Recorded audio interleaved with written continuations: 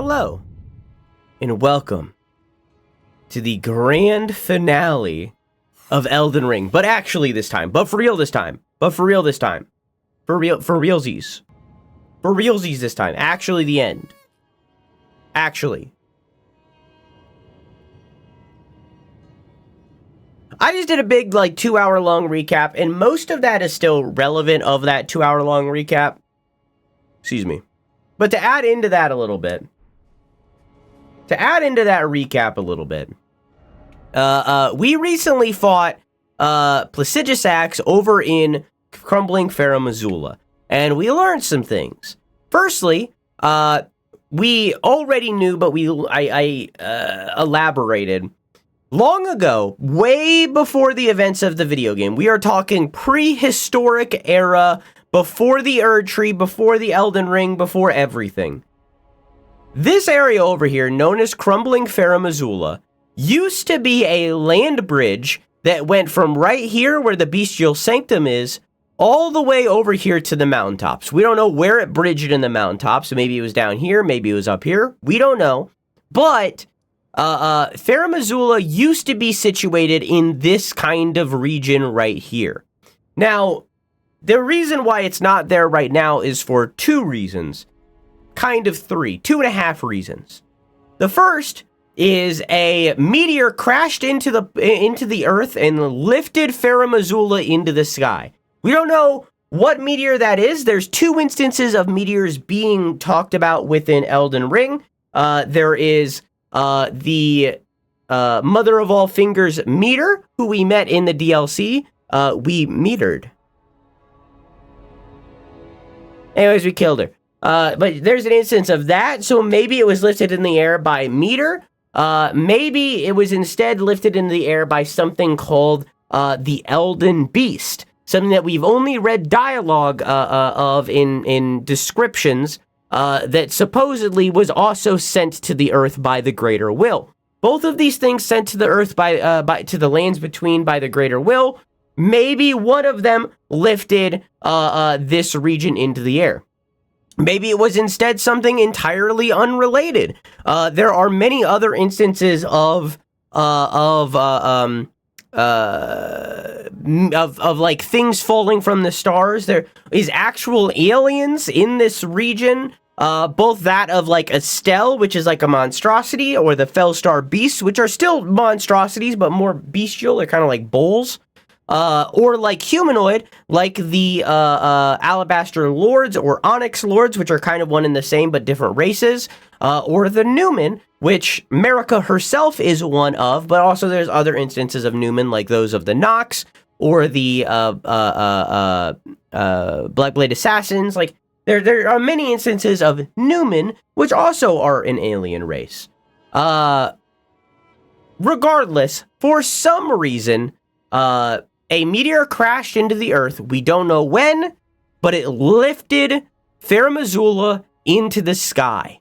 Then from there, the time-twisting behavior of ancient dragon scales caused it to remain in the sky, lifted up by a massive tornado with the Lord of all Dragons, Placidusax, inside of that tornado.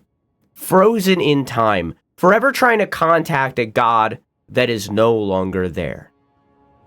We'll expand on that in a second. On top of that, reason number 2 that land bridge was there and why it isn't now. When all of that happened, like I just said, that is prehistoric. That is before the Erd Tree. But even then, from when the Erd Tree was established in the first recorded Elden Lord, Godfrey, was the Elden Lord and Marika had her reign. Even from that time, the lands between looked vastly different than it does now. The tectonic plates underneath the ground have shifted since Godfrey was the Elden Lord till now, causing the lands between to look different now than they did there. Now, I don't know if that's because of the tectonic plates like it would be for our world. I don't know if it's because of some other mystical thing that happened. I don't know. We're looking at a world with magic. I don't fucking know. But regardless, the actual land that we're looking at itself was different back then than it is now.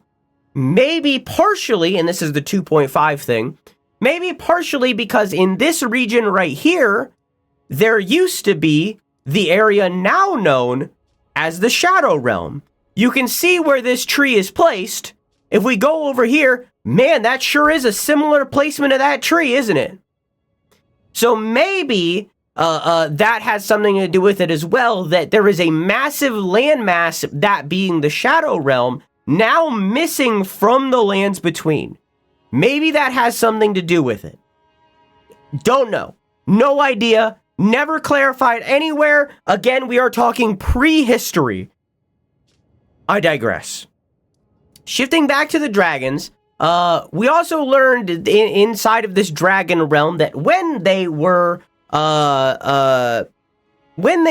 ruling and stuff like that, they had themselves an Elden Ring, meaning Godfrey, who is always stated as being the first Elden Lord, is not the first Elden Lord, but instead the second, at least that we know of. So, Placidusax was an Elden Lord. We never meet his maiden, his queen. We know that Godfrey and later Radagon both had Queen Marika. We don't know who that was for Placidusax. However, we do have a couple of theories. Firstly, it is said that Placidusax's god has fled or abandoned him or so on and so forth, right? He had lost contact with his god. Now, we could take that to mean two separate things. Because the word god is kind of overused in Elden Ring, it could mean two things. Either, one, it means God as in outer God, like the Greater Will or Frenzy or Scarlet Rot, that kind of thing. You get so on and so forth. You get the idea. The eldritch horrors of it all, right?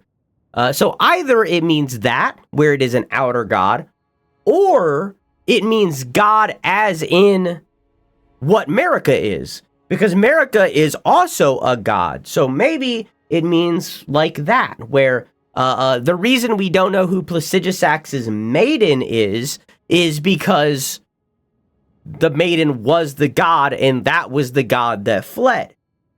In turn, if we run on that theory, or really it could work with either theory, that it is either Placidusax's wife or an outer god, there is also a theory that the Erd Tree itself is the massive corpse of that god. Maybe it is the massive corpse of the dragon god's wife that abandoned, or the outer god that the dragon god worshipped. Or that the dragon lord worshipped, rather. Maybe it's not impossible that this is, in fact, the massive corpse of an outer god or whatever. The only thing that's pushing back on that theory is the fact that a big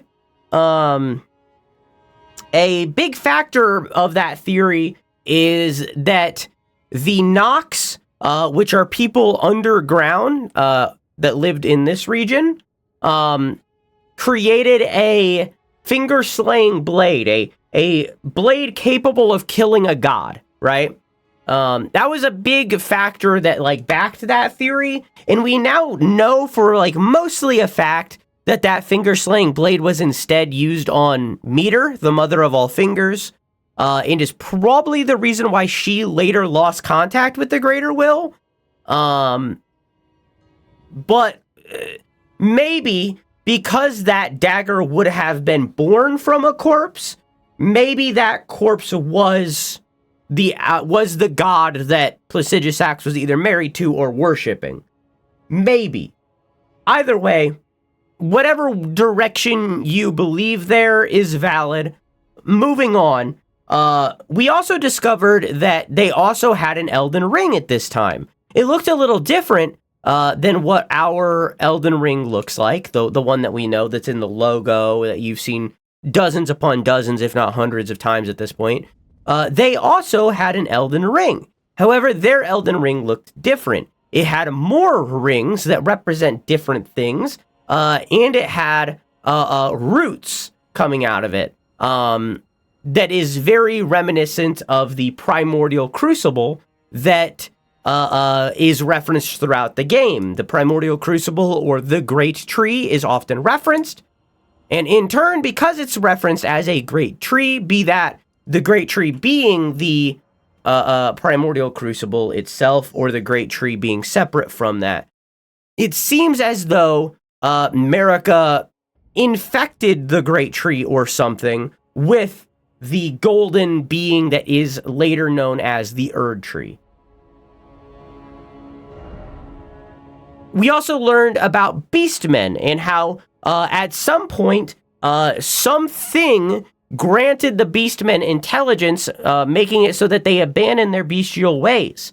We assume that that's the Greater Will, because the Greater Will very much has a thing for fingers. He loves 2 fingers and 5 fingers. Anything in between is kind of not great in their perspective.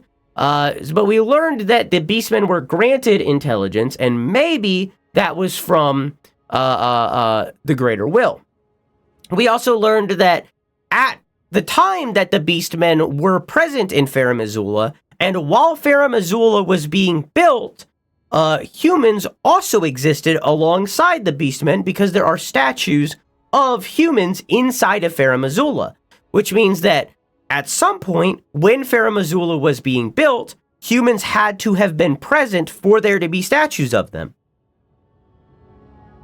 When that was, who knows? Again, I just said that Numen are aliens that are humanoid that came down to Earth. We also know that there is a race at the beginning of the game when you choose your character, that it is called, I think it's Draconic. I think that's what it's called, and it's what we are. Or maybe it's Dragonkin. Regardless, it's a person that is part dragon. So maybe the Draconic race is born from a Numen having a child with an ancient dragon, and that child is born as a Draconic. And that Draconic is then cursed with a short life. However, if that Draconic then makes love to a Numen, then maybe you get a human. Because humans aren't short-lived like the Draconic are, but they're also not long-lived like the Numen are. So maybe that's how you get a lot of other like species of human. You breed those together. Either way, humans existed at that time. And what else did we learn? Hang on.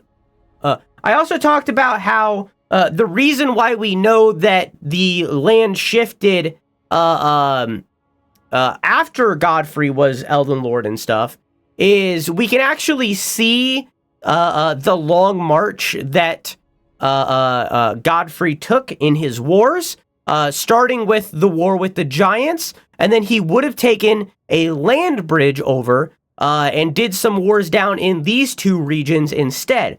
Meanwhile, while he was doing these wars with these 3 regions, Radagon, who is half of America, was instead doing wars in this region with Liurnia, where he would eventually fall in love with Renala, and they would have 3 children. We learned all of that just from that one area of Farum Azula. At the end, we met a character named Malekith. He was a beast man, priest, I think is what the word they used. I could be wrong on the wording there, but like he was a priest of the beastmen, and he was given a dagger that is called the Cincadea, which represents the 5 fingers that beastmen were given for intelligence. And he was a man named Garank, who was in disguise and was actually Malekith, and Malekith is a servant to America. So earlier when we were playing the game, we met a wolf man named Blythe. Blythe is a shadow wolf that is in service to Ronnie. And the shadow wolf that is Blythe was given to Ronnie by the greater will in the Two Fingers. Malekith is that as well, but for Marika. So Marika was also given a shadow beast companion, that being Malekith, who was raised as her half-brother. Malekith then eventually would be given the Rune of Death by Marika for him to keep safe from the entire world, to make it so that Marika could remove death from the world. And he did so successfully for a very long time, until Ronnie stole the Rune of Death, killed Godwyn, and then the whole shattering happens in the beginning of the game, and so on and so forth. Malekith then made the decision to seal the Rune of Death within his own body, to make it so that nobody could receive the Rune of Death. Now, maybe this is because he has shaman flesh, and he can bind things with his body. The shaman flesh is malleable, as we learned from the DLC. And that's why characters like Godric could do grafting. It was all because of that mendable shaman flesh. Regardless. He bound the Rune of Death within himself. We defeated Malekith. We received the Rune of Death, making it so that the Erd Tree, after all this time, could finally burn. We committed a mass sin in order to progress the game, a required sin, a sin that a character that we fought earlier named Morgott wasn't willing to commit in order to ascend, and so he never did, despite having the opportunity to for millennia. Now, with the Erd Tree burning, the thorns that protected within, that it was blocking us from entering the Erd Tree, is now open. We can ascend. But to do that, we must climb the pile of ash and move towards the Erd Tree once more.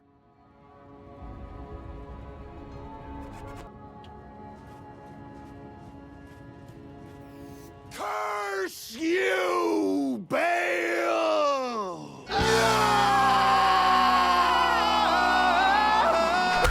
Oh, jeez.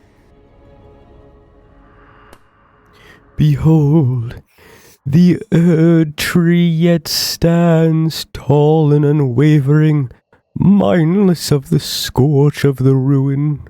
Ha ha ha ha ha. And we are yet golden ones. Ha ha ha ha ha. Oh.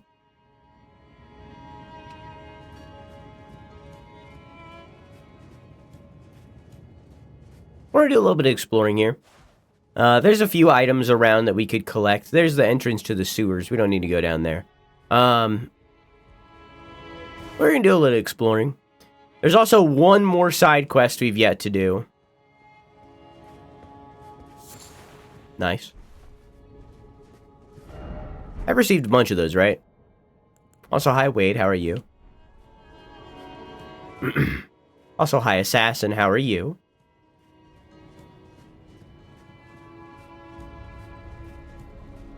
I still haven't watched a single episode of Fiona and Cake, despite Adventure Time being one of, if not, my favorite show of all time.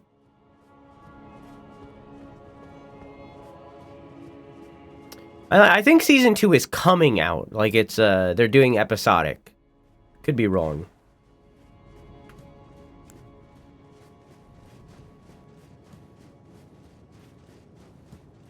So now you can see the entire capital is pooled in ash. Do I have to watch all of Adventure Time now? Have you never?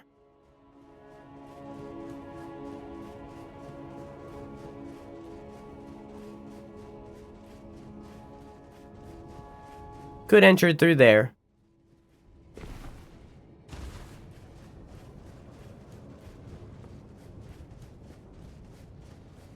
Only an episode here or there. So Adventure Time is a show that grew with its audience, but also grows with Finn himself.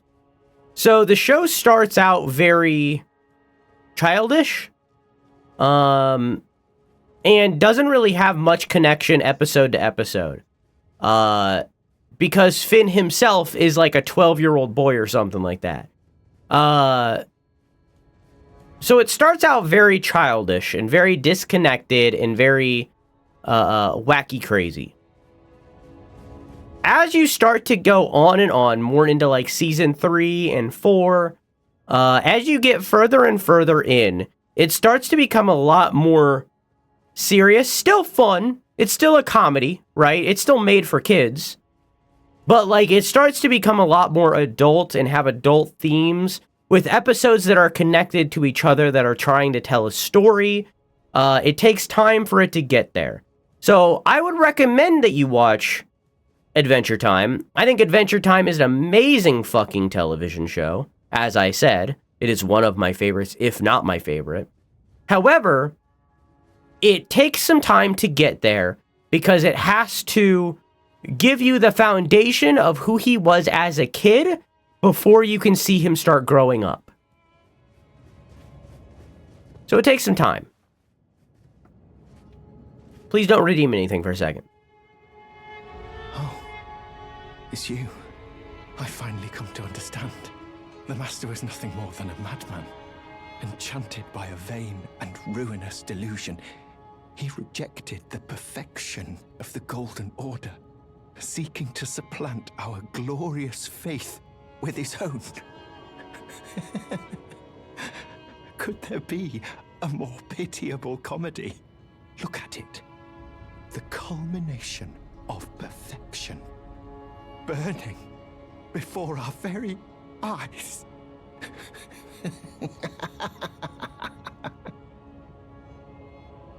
Oh, it's you. I finally come to understand. The Master was nothing more than a madman, enchanted by a vain and seeking to supplant our glorious faith with his own. They're just gonna be the same thing every time. Could there be a more pitiable comedy? Look at it. The culmination of perfection, burning before our very eyes.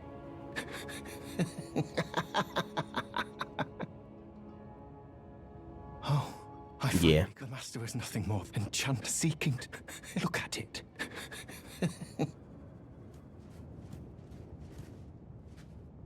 That's why I didn't get the hype. It takes some time to get used to. Steven Universe is the same exact way. Steven Universe takes some time to get started. You might not remember that anymore because of rose-tinted glasses, but Steven Universe takes some time because it's the same way where Steven Universe starts very childish because, again, Steven himself is a child. But then as it goes on and we start to get in more into like season 2 and 3, Rebecca Sugar starts to gain more control of the show and it starts to be more established with a storyline that is through line and it gets going and it starts to get really good. However, Steven Universe's biggest flaw, and maybe it's a flaw that doesn't exist anymore because I haven't watched it in a while. Steven Universe's biggest flaw is Cartoon Network fucking with its release schedule, where it had like 6 months straight of no episodes, and then they would release 3, and then there would be 6 months straight of no episodes, and then there would be 3, and it just was that over and over again of the constant like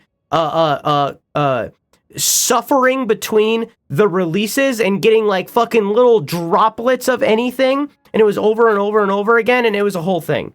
And I think that while watching the show today, that might not affect it much. At the time, it definitely did. And having watched it since then, I recall it feeling rather disconnected in nature because of that. But it's still a great show. I'm not saying that Adventure Time or that Steven Universe is bad. Love Steven Universe.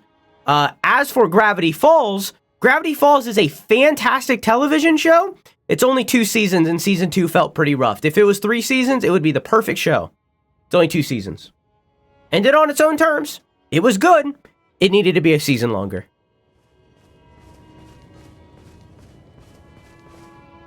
Hello. Mending Rune of the Perfect Order. Congratulations, chat. We have now unlocked yet another ending. Rune discovered by the noble Gold Mask.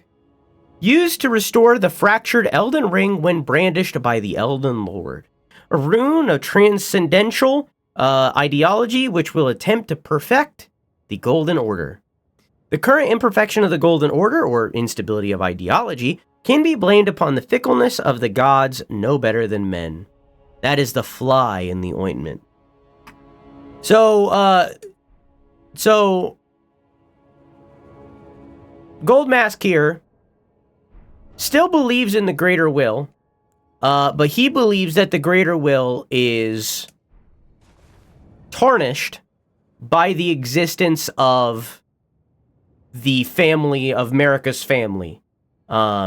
Especially when he realized and learned that Radagon was Marika at the same time, right? He believes that the folly of the Golden Order was found within the family that was leading it.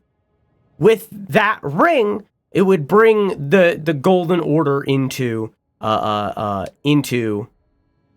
perfect order that he would put forth. Also, side note,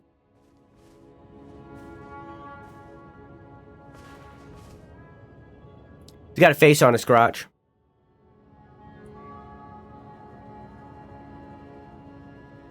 Did got a face.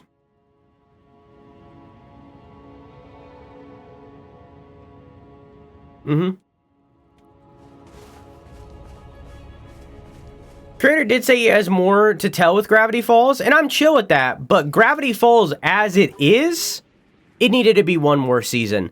That second season, well, again, I'm grateful that they ended on their own terms, and I'm not in any way saying that Gravity Falls is a bad show. I fucking love Gravity Falls. Season 2 felt rushed, and I feel like if they had another season to really flesh out things,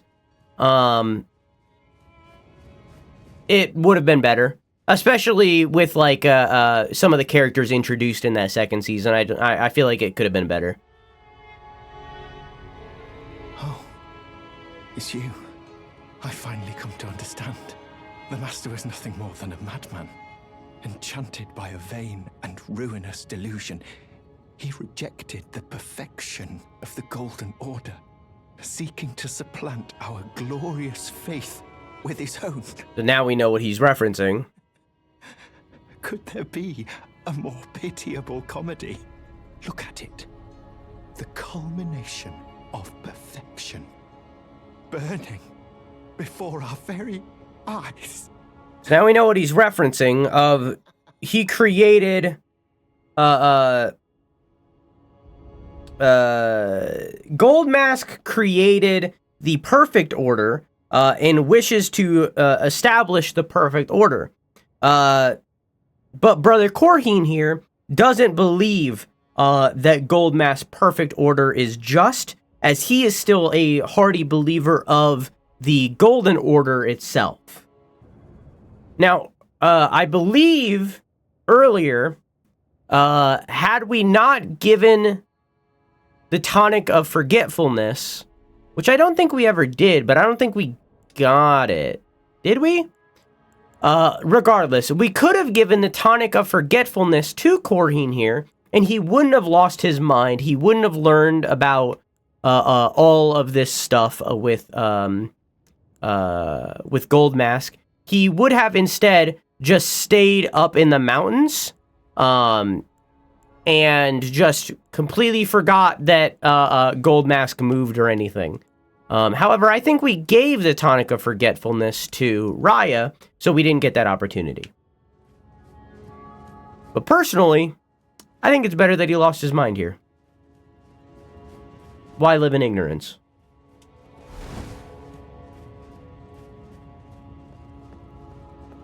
Yeah, but I don't know how to read. I wish Owl House got a full season 3. Yeah, I wish Disney wasn't a fucking shitty, horrible company that is embracing AI and is infinitely greedy and has been for a long time, but especially in the last 15 years. It's crazy. But, you know, it is what it is.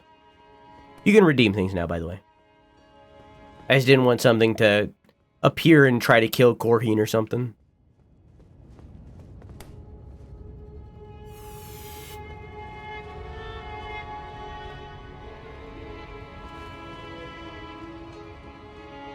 So there's Sir Gideon Ofnir doing his pose of...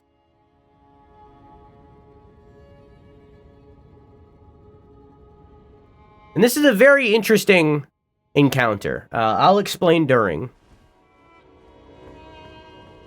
Oh, hang on. Gotta have my prawn. Oh.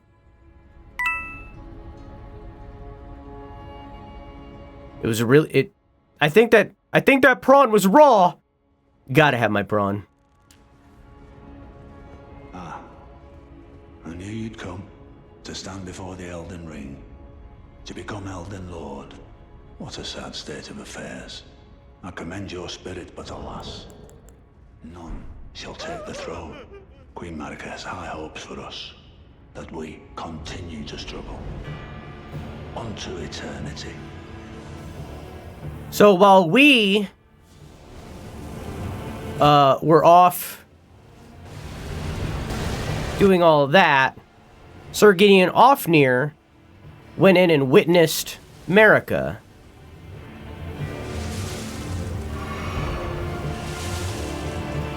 And received this vision. Now, if you notice the spells he's using, that's the Scarlet Aeonia. Nice. Didn't know that was the edge. I'm glad that was my first death. No, now, as, oh, Knights of Guinevere fucking rocks. Did not know that was the edge. I thought that was the beginning of the area. Anyways. You can see the spells that he's using in this fight. It's very notable, that these spells that he's using. He's only using spells based off of bosses that we fought. Now, I went through and I fought everybody. And he does have some default spells, like I think that one that he just used of the daggers, he always has that. So he does have default spells, but this one right here of the Scarlet Aeonia here, he's only using that because we beat Melania. If we didn't, if we didn't beat Melania, he wouldn't be using that. That spell right there, he wouldn't be using that had we not defeated Moog. The list goes on. The spells that Sir Gideon Ofnir is using here, he's only using them because we defeated the boss and he gained information from that fight. He learned things from those bosses because he saw us fighting it. Sir Gideon Ofnir, the all-knowing. He sees all, he hears all.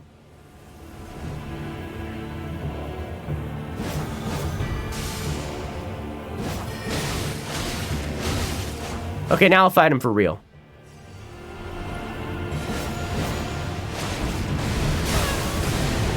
Almost died, but I'll fight him for real. So he's smart? Yeah, it's kind of his whole thing. He's a fucking nerd.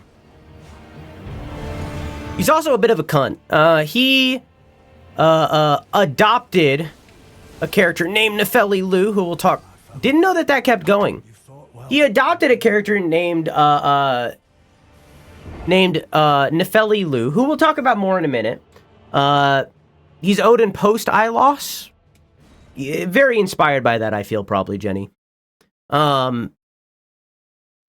adopted a character named Nefeli Lu, used her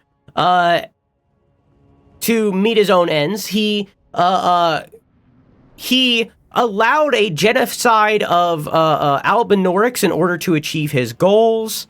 He so on and so forth. There's so much against him of like shitty things that he's done in this story. He tried to kill us before and then claimed that he didn't. Nice. But like he's not a good dude. But he's also maybe the oldest Tarnished in the game. He was one of the first Tarnished to return to the land of Elden Ring and learn and stuff. So that right there, he wouldn't be using it. Holy shit! Had we not fought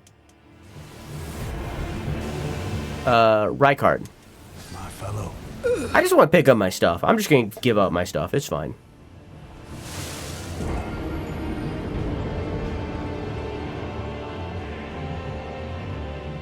New prediction.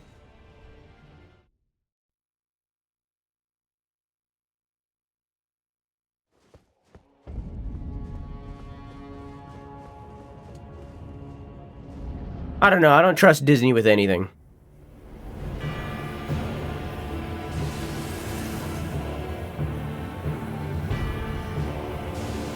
I'm waiting for those daggers to go.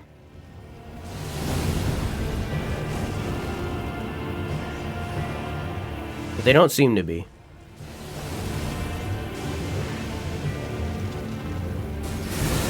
Okay, well, they sure did go.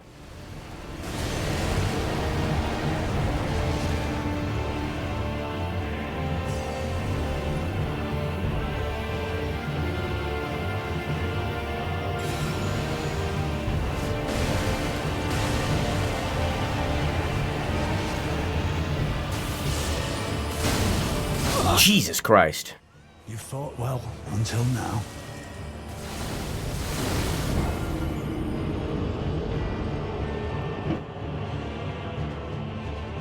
He's so annoying.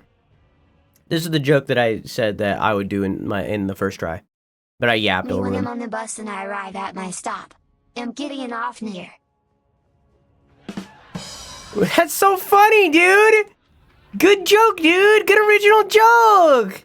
That's so funny! I can't believe you came up with that all by yourself, dude. My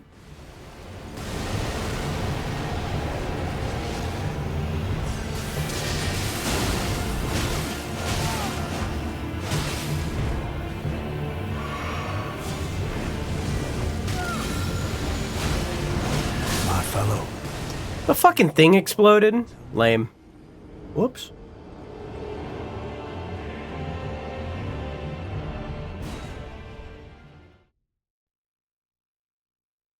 I did read it while I was talking. It was very funny. I just didn't say it out loud. I did read it while I was talking, though. I can read and talk at the same time.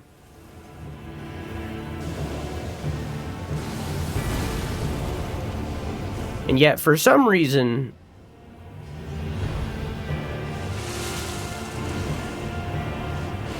I can't listen to anyone else talk while I read. My fellow. Okay. You fought well until now.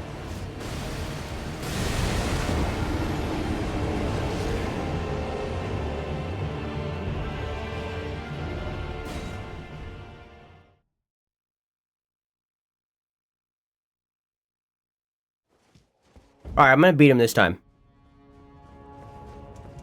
But I also said Nefeli Lelulo. Yeah, I read that too.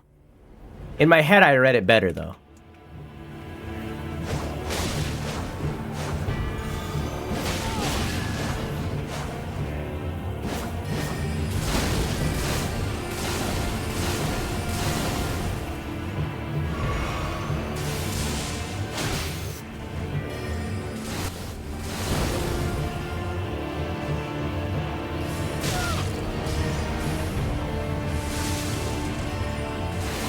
Fellow, you fought well. Yeah, it's okay. It's okay. I'm gonna win this one. Hi, Maker. How are you?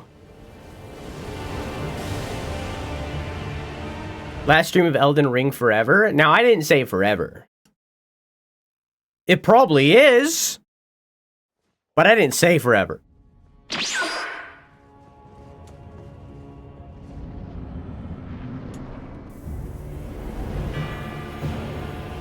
What the hell is that? What is on me? What the hell? What is that? What is this? What the hell's on me?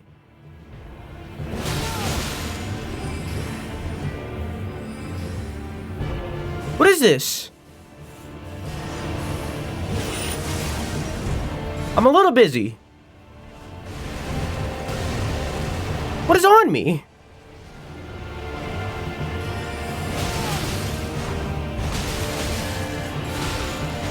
My fellow, you fought well until now.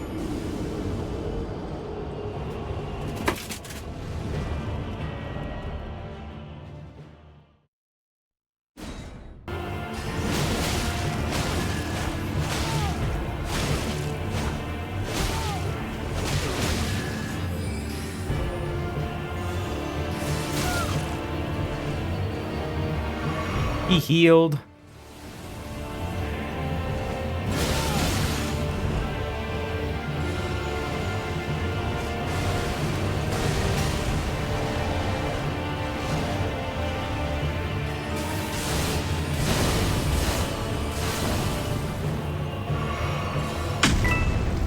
Holy shit.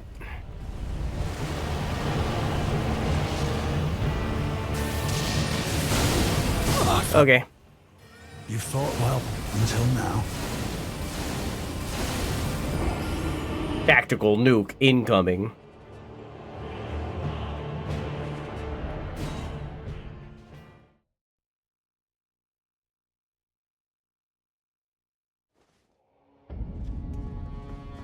I wonder if he gained a spell from me defeating Mikola. I don't think he did. I haven't seen him use it if he had, because I doubt it's that bubble.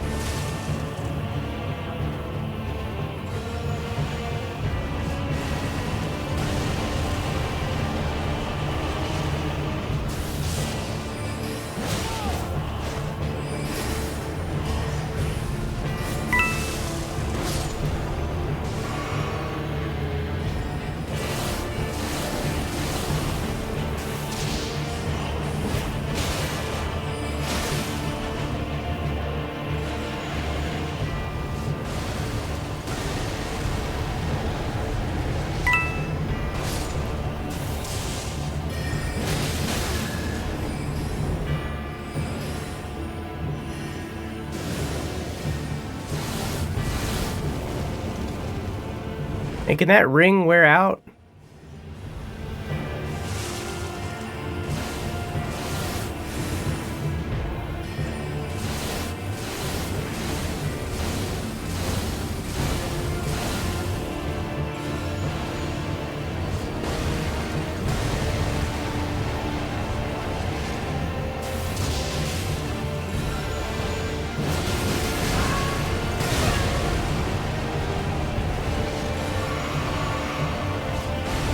That's it, I won. I know in my bones a Tarnished cannot become a lord. Not even you.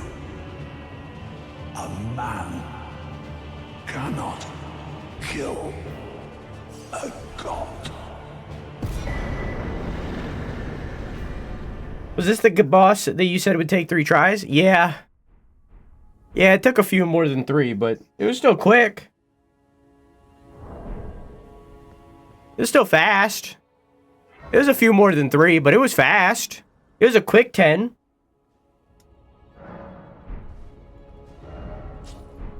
Once I got my footing, it was fine. Greaves set with countless ears and eyes, worn by Gideon Ofnir, the All-Knowing. Knowledge begins with the recognition of one's ignorance, the realization that the search for knowledge is unending. But when Gideon glimpsed into the wall of Queen Marika, he shuddered in fear. At the end, that should not be.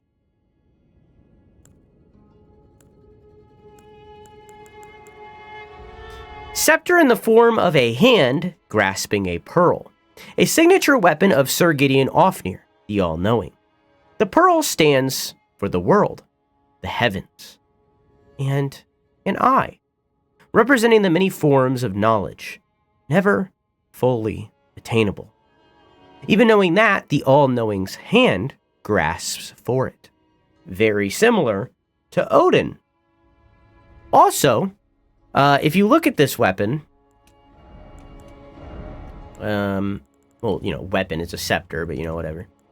Where is it? Where are you? You sweet scepter. I thought it was at the bottom. It wasn't.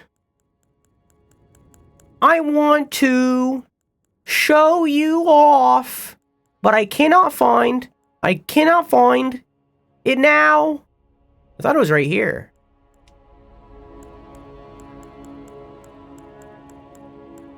Hang on. Wasn't there a way to sort this differently? Sort. Order of acquisition. There we go. Oh, it's a hammer? Okay. Hang on.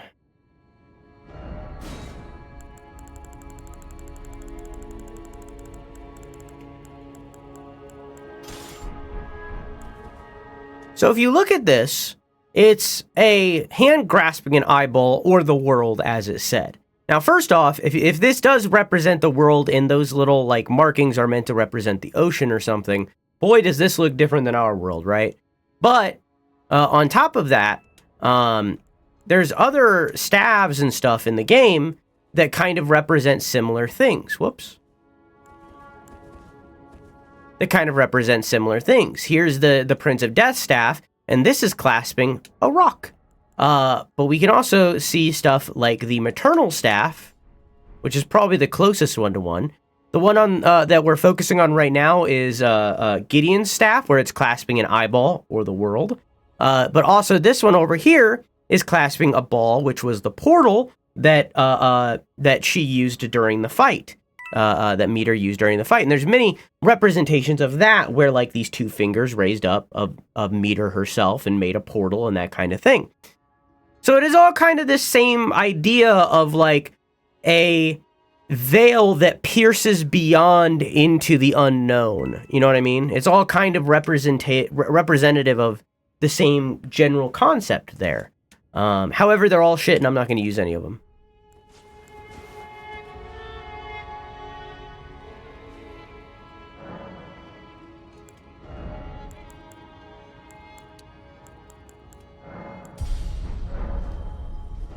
All right.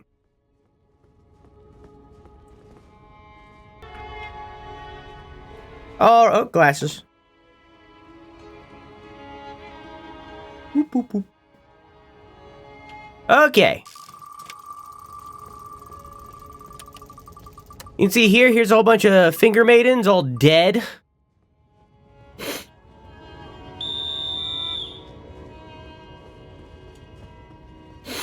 Big sniff, big sniff. Now, we did kind of pass by something, but I don't remember what it is. So let's double back for a second.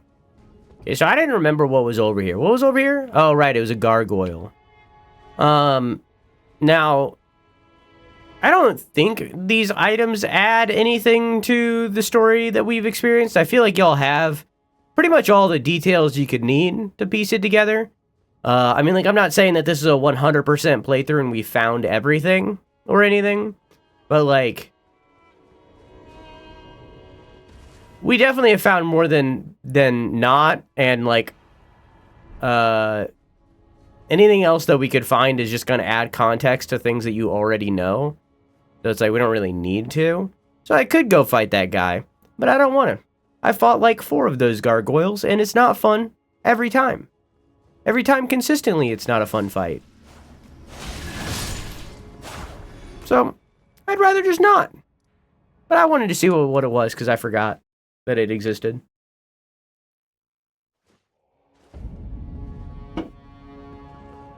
You're suddenly put into Elden Ring, no prep or anything. Do you think you would survive? On one hand, yes, I would, because everybody survives, because the Rune of Death has been removed and nobody can die. On the other hand, I wouldn't fucking believe in the greater will or anything. I'm a fucking atheist in real life. I wouldn't believe in any of this shit, you know? He has returned! The Lord has returned at last, our very first Lord, to brandish the Elden Ring once more.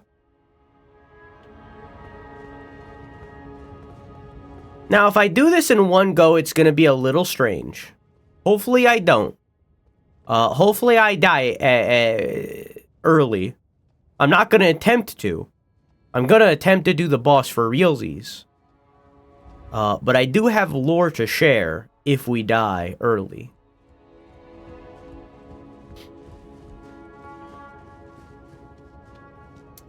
You would not be horny if you were inside of the land of Elden Ring, because the lack of the Rune of Death removed the sex drive from every single human being. Every creature. They stopped breeding. So if you were in the land of Elden Ring, that desire would completely leave you. Maybe not immediately, but it would be an inevitability. The Erd Tree once flourished with abundance, yet it was only for a fleeting moment. Such is the course of all life.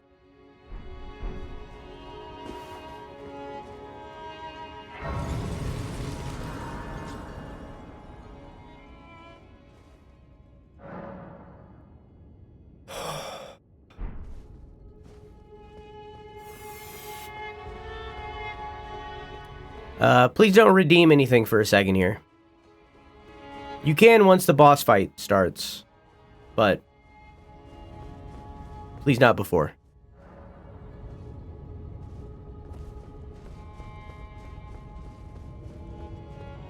So right here you can see 2 summon signs.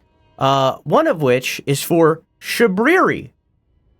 Because we are still infected with Frenzy, and we are still going for the Frenzied Lord ending, you can see here, there is Frenzy. I did. Over here, you can see that there's another one, and it's Nefeli Lu. Please remember that.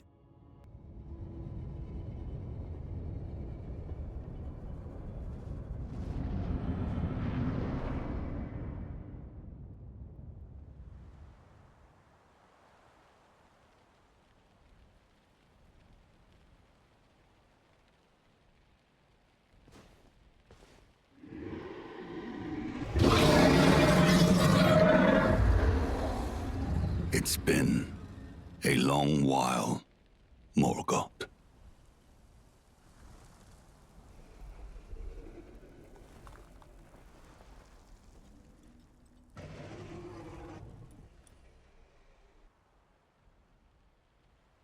Long and hard didst thou fight, tarnished warrior, spurned by the grace of gold.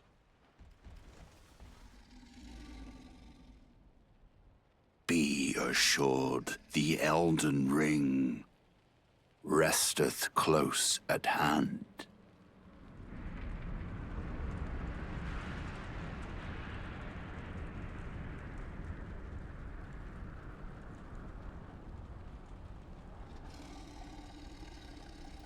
Alas, I am returned.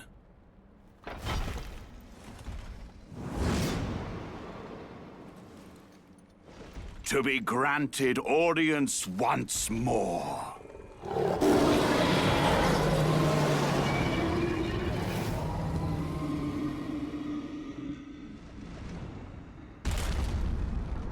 Upon my name as Godfrey, the first Elden Lord.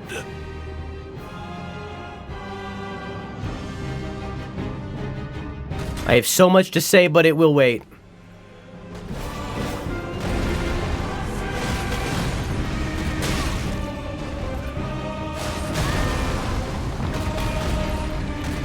Fuck, not long. This one's gonna take me a minute. Now, God, I love him. Now, I want you to pay attention to a few things during this fight. Now, I will fully openly say that this is a multiple phase fight. During this first phase, I want you to really pay attention to the music and the specific elements that are being used in the music, and especially how it relates to the second phase when we get there. I really want you to pay attention to the music and how that's going, and where and the bits and pieces that it's using. Secondly, we actually know quite a bit about Godfrey. We fought his Crucible Knights, and this game does something that I love. It's something that Lies of P utilizes for the entirety of the video game, but Elden Ring does it in this one specific bit because they tie it into the story. We've been fighting these Crucible Knights throughout the game. And slowly but surely throughout the game, we've been learning Godfrey's moveset by fighting the Crucible Knights. Because it's the same thing. With some curveballs thrown in there, but it's the same thing, and I love that. Thirdly, we talked about Godfrey's long march and how he got banished to the Badlands by Marika, and we know now that that was Marika's plan. She wanted that to happen. Good night, Jenny. I love you. Mwah. She wanted that to happen. It was all part of her plan to banish them and then call them back. However, at some point in there, Godfrey's axe broke. It used to be two-sided. We actually have fought a version of him where it was a two-sided axe. Now it's one-sided with a piece broken. Godfrey is a thing called a Highlander, a warrior of old. We met many of them throughout the DLC, and we fought against many of them as part of Mesmer's army, where there were many Highlander soldiers. On top of that, once again, the Crucible Knights probably were Highlanders before they were knights. These are all warriors that utilize axes and aspects of the Crucible through the Stomp and otherwise. Lastly, I want to address Morgott. Morgott is a tragic character. Morgott got trapped underneath the sewers of Leyndell by his parents because he was born with horns. However, in that right there, we can see very clearly that Godfrey loved Morgott. It's so clear that he did. He loved Morgott. He had a relationship with Morgott, which makes sense. Because why would Godfrey have anything against the Crucible when he's a Highlander who uses aspects of it? Clearly, he had a relationship with this kid before or while he was locked in the sewers. And if he had a relationship with Morgott, presumably he had one with Mohg as well, since they were also locked in the sewer. So,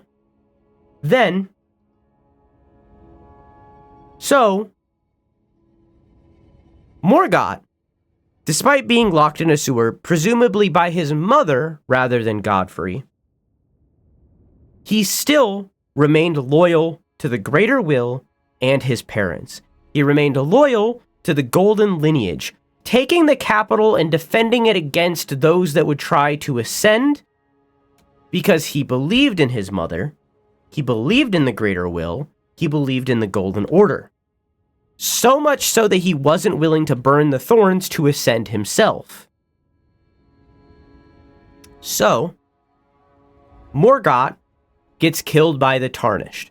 Usually when we kill a character that is within the light of grace, they vanish.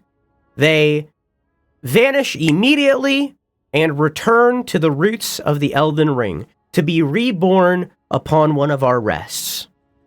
We killed Morgott, and even though he remained loyal to the Golden Order, even though he remained loyal to the Greater Will, despite all of that, he isn't allowed to ascend until Godfrey gives him purpose. And we can very clearly see that. 1 second. Okay, so this is my VOD. You can see here that as Morgott starts to vanish in Godfrey's arms, the grace that is coming off of Morgott isn't towards the Erd Tree. Maybe he wasn't allowed to ascend in that moment, but it is instead towards us. Throughout this entire video game, we have been witnessing things like this, where the Greater Will is pointing us toward... Okay, well, it's not doing it right now. If we go down here, you can see here that the Greater Will is pushing us towards our goal. The guidance of grace is pushing us towards a goal. Hang on. The guidance of grace is pushing us towards our goal. That is the goal. That is the direction we have to go. It's pushing us towards it. That's the guidance. Godfrey's guidance is not towards the Elden Ring or America inside of the Erd Tree, but is instead towards us, the Tarnished. Godfrey's goal right now, the guidance that the Greater Will and the Grace is giving him, isn't to go defeat America or whatever. It is instead to defeat us. And that manifests through Morgott's corpse, which again wasn't allowed to ascend even though he was so loyal. One last thing before I go in and actually fight the boss for real and give it a good old college try.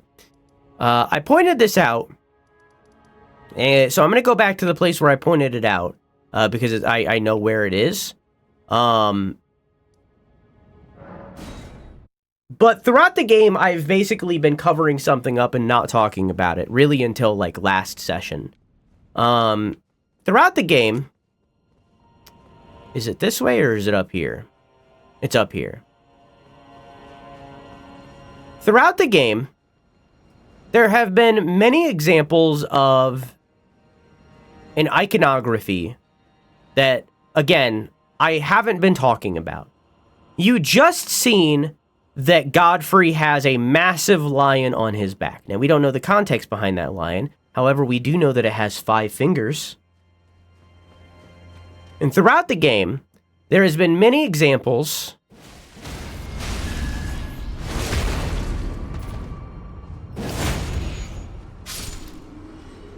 of architecture that uses lion embellishments.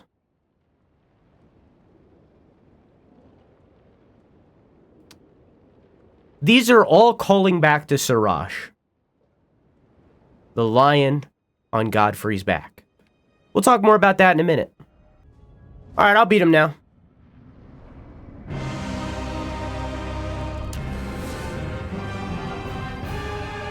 Remember, it says first Elden Lord, but he's actually not. He's the second Elden Lord, because we know Placidusax at the very least came before him.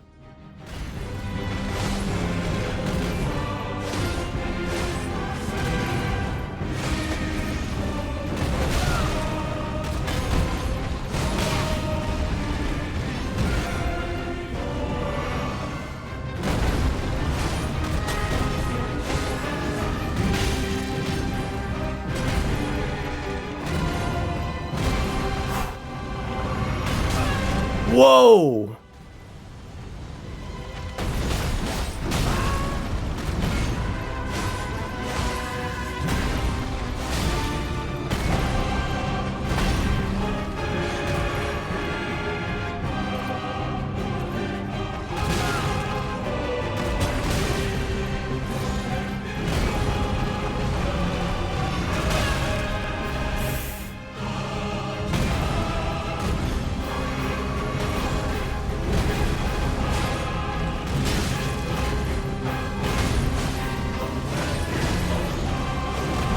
Oh.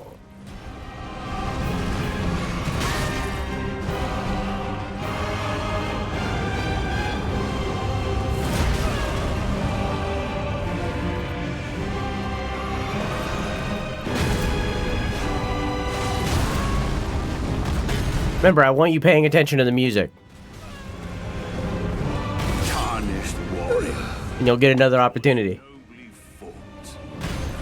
Can it cause chaos when you die? I mean, you can redeem things now. I just didn't want you to redeem things during the cutscene. Because, for some reason... Excuse me. For some reason, crowd control doesn't have, like, a pause button or command or anything, which is stupid. But I just didn't want you to redeem things during the cutscene. Merry Christmas, everybody.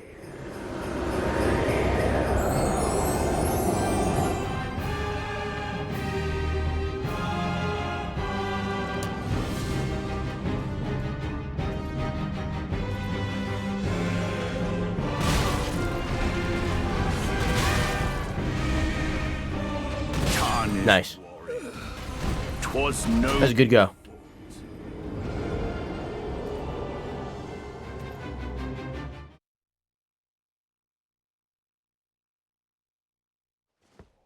That's a good go. Good attempt, good attempt. I mean, you didn't subject it to me in the fight. That's what it's meant for. Hitting a tech wall in Google Docs? What's wrong? What are you trying to do?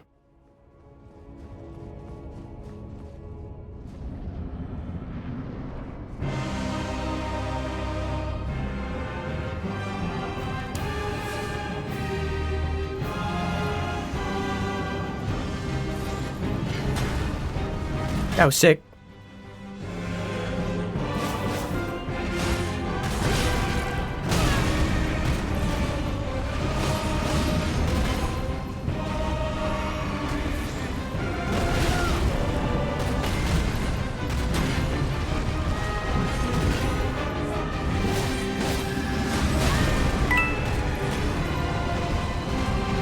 Tarnished warrior.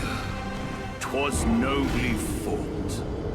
It's very good. Yeah, I've been seeing clips of it.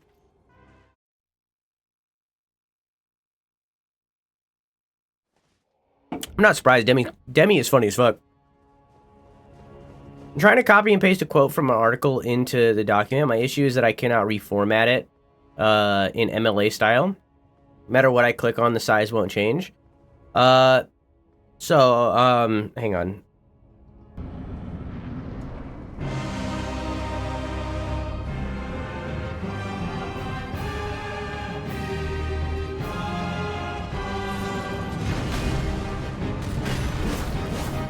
God, so sick.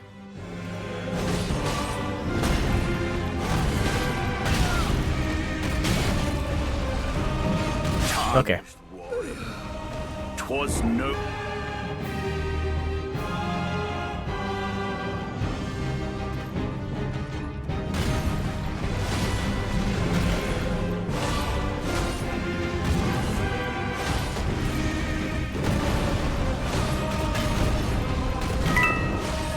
Jesus Christ.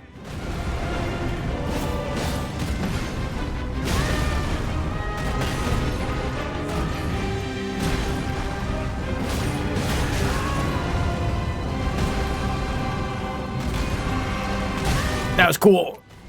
God, he's so fucking sick.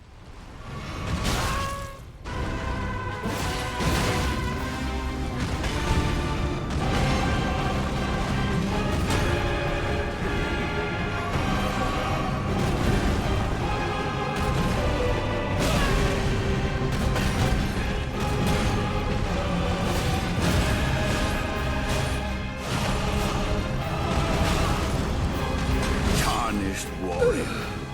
'Twas nobly fought.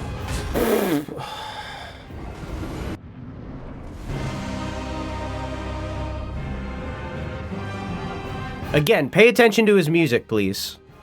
I want you to really think about it.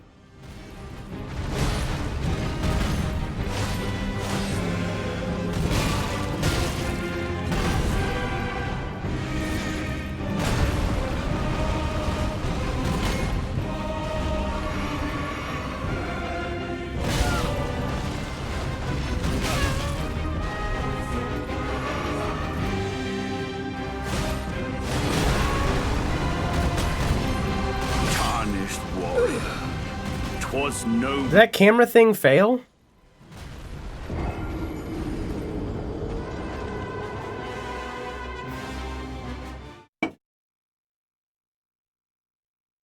Hmm.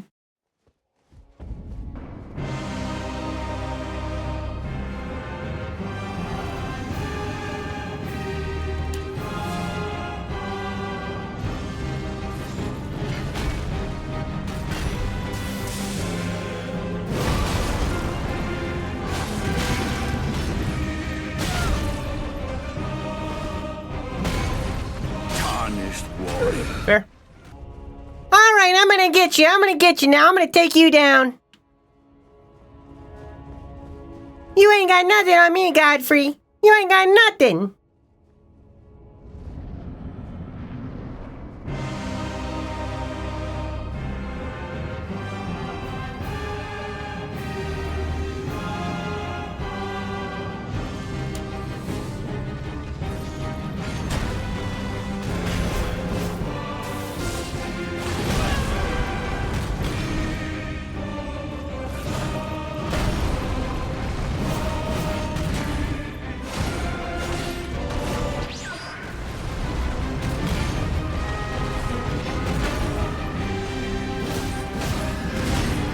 Crowd control coins are not refundable.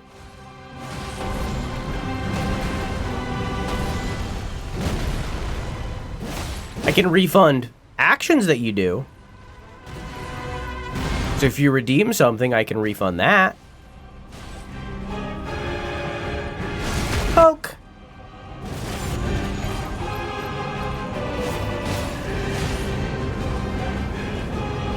Tarnished warrior. 'Twas nobly fought. All right.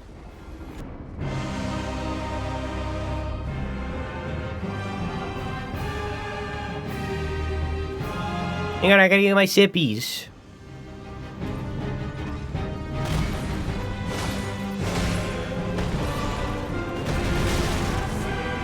I need to jump that. Tarnished warrior. I need to jump that. 'Twas nobly fought.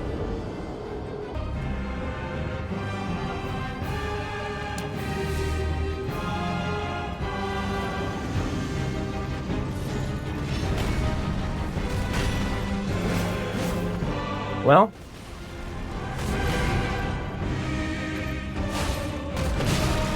Tarnished warrior.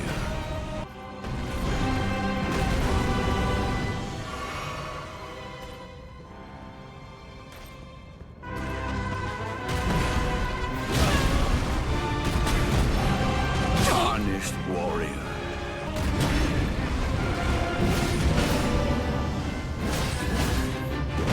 I need to jump that, but I never do! Holy shit.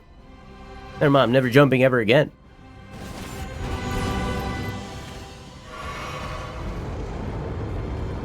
Gotta go, gotta go, gotta go, gotta go. Oh!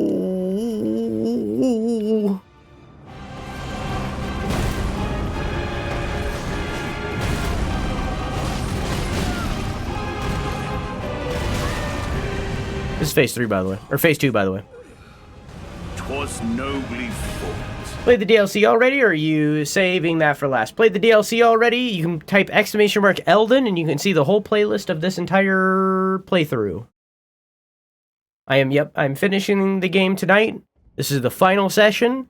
This has been a very long lore through of trying to figure out the DLC, but also giving a tour of the main game. It's been a very long playthrough. I believe this is part 30 of the main game. And this is it. Then it wasn't obvious enough to me, Maker, for me to call it out. And I apologize for that.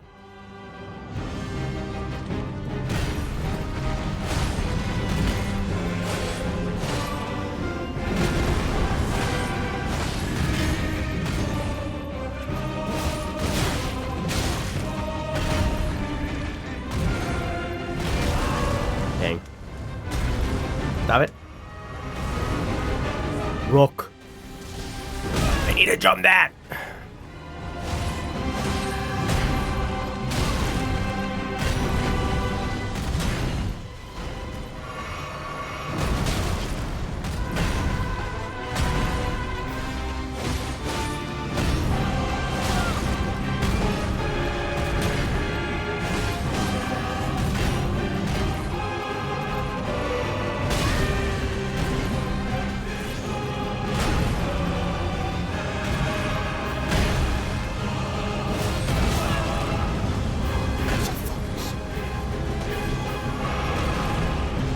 Hey, I jumped it.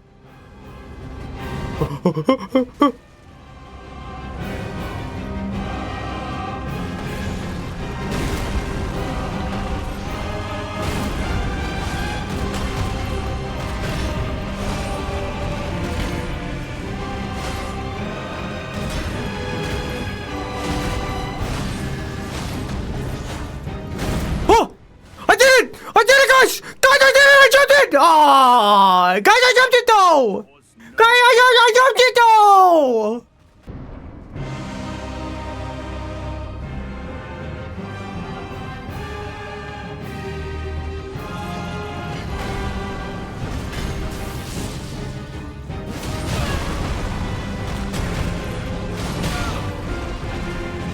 Tarnished warrior, 'twas nobly fought.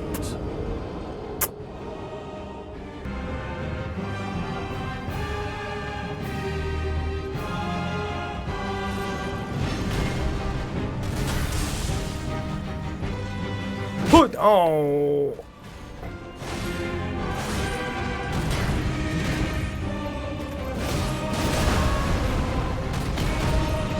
Tarnished. Oh.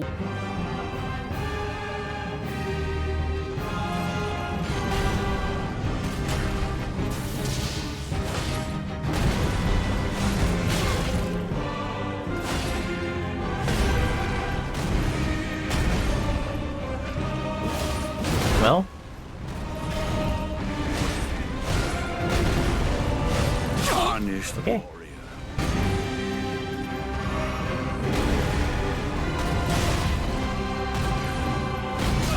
Fuck.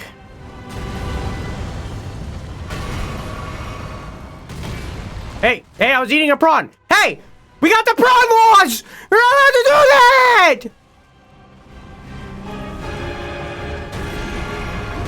Oh.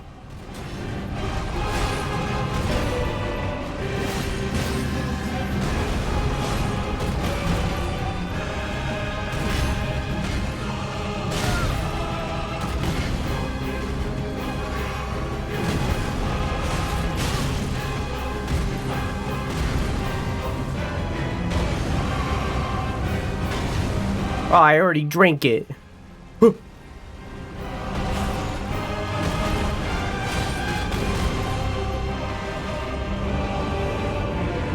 Well, oh my god, I dodged it.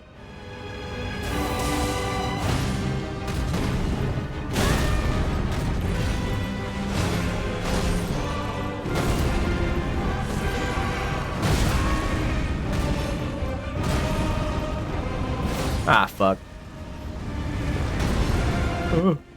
I was in the butt crack.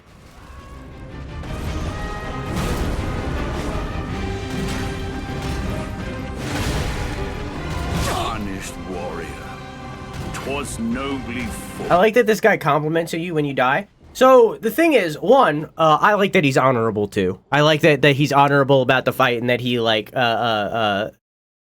is like cool about it. Like I like that.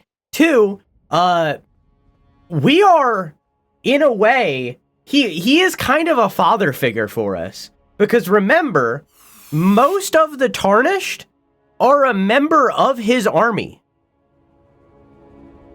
And while it's not confirmed, we are a member of his army because we are next to where the Stormhawk was, which was defeated by him. So theoretically, we're a member of his army. So like, it's not while he's not like our dad or anything, right? Like but like he's our commander. He was at one point. So he's kind of a father figure in a way to us, in the same way that a commander of an army or a general to an army would be, you know?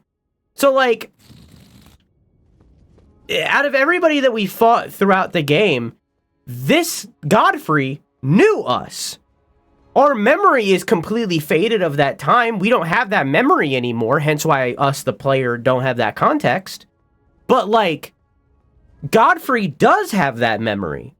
So Godfrey knows us.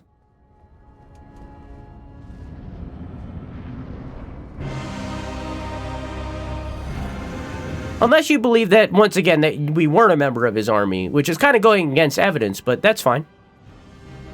Again, it's not confirmed. And it doesn't really change anything to be confirmed or not, just kind of adds a little extra layer into this fight.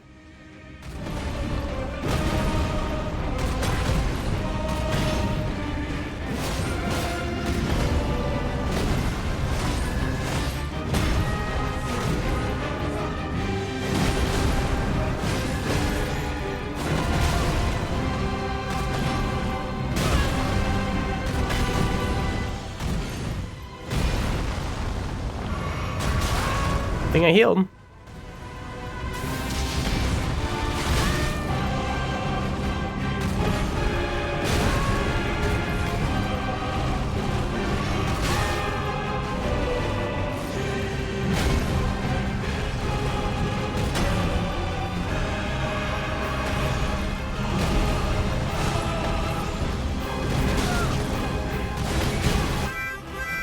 Hi, Keon.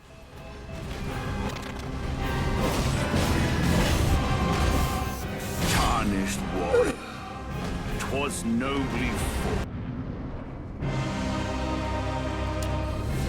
I think I'm getting sick. Alright, well, you have to wait until you're healed to kill your friend. In real life.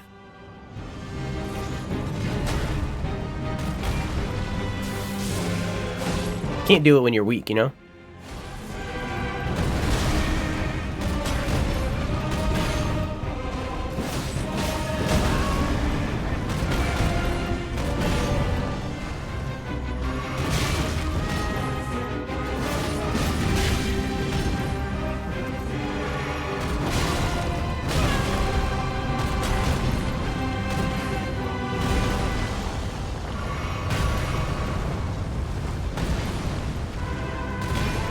What a good time to eat a prawn that was.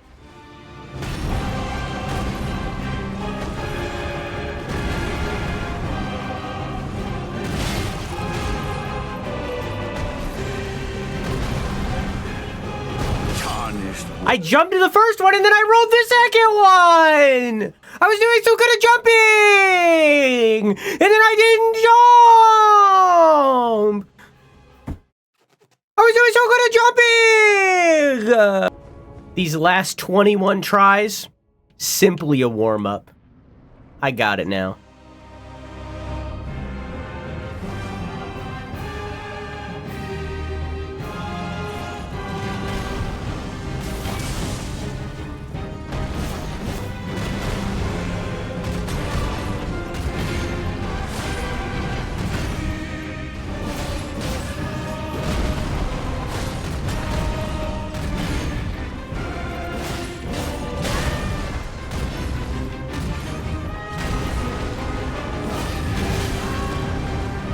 I'm in the butt crack!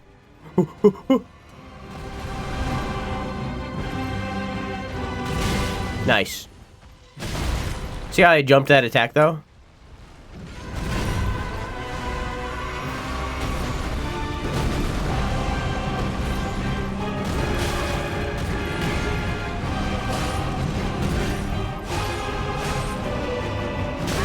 Oh.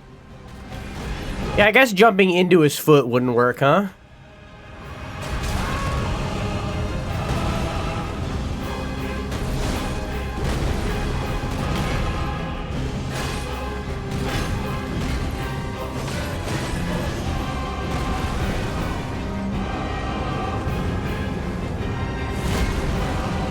I'm a gamer.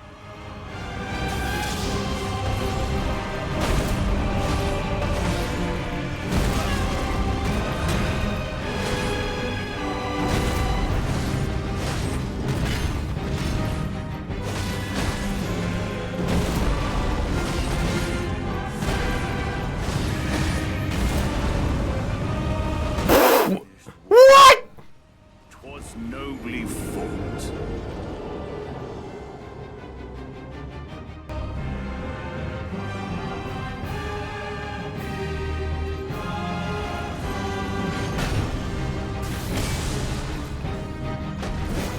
Ah, shit. Okay.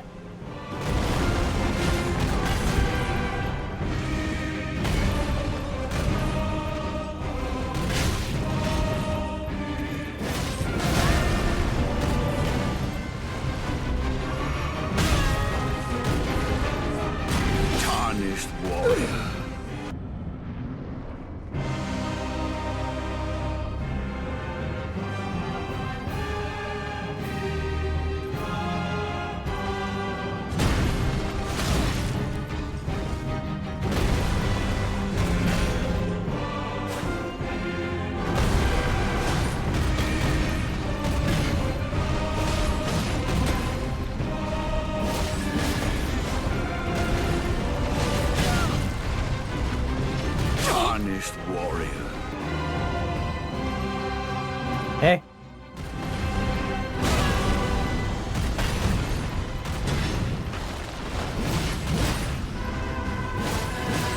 I just got so lucky.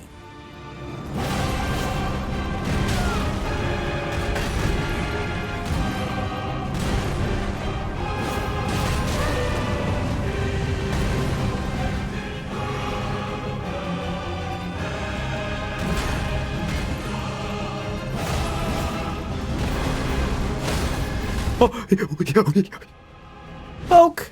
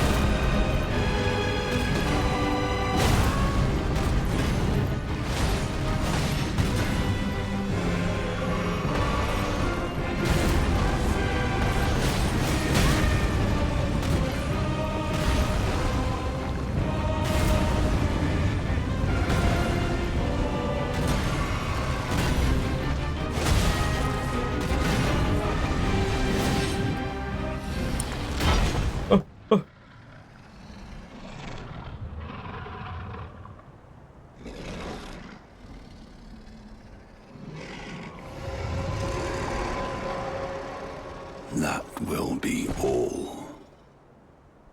Thou didst me good service, Siraj.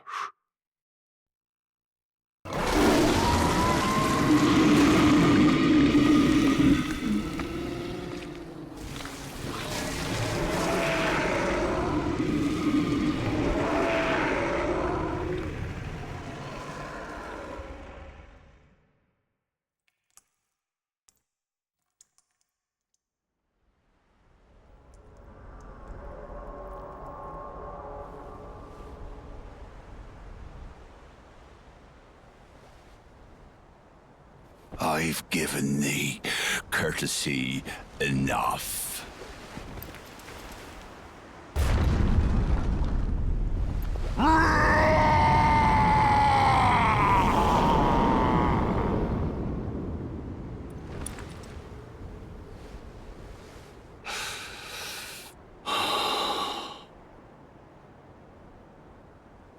Now I fight as Horalu. Warrior!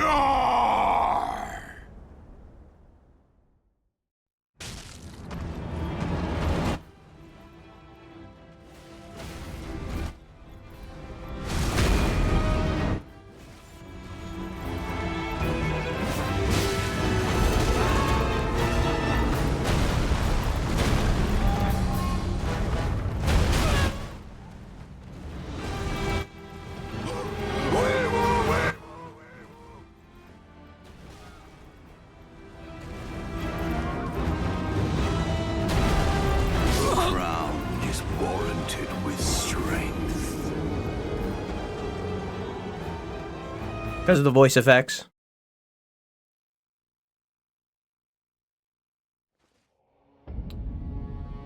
So that was Horalu. We'll talk about him more after everything.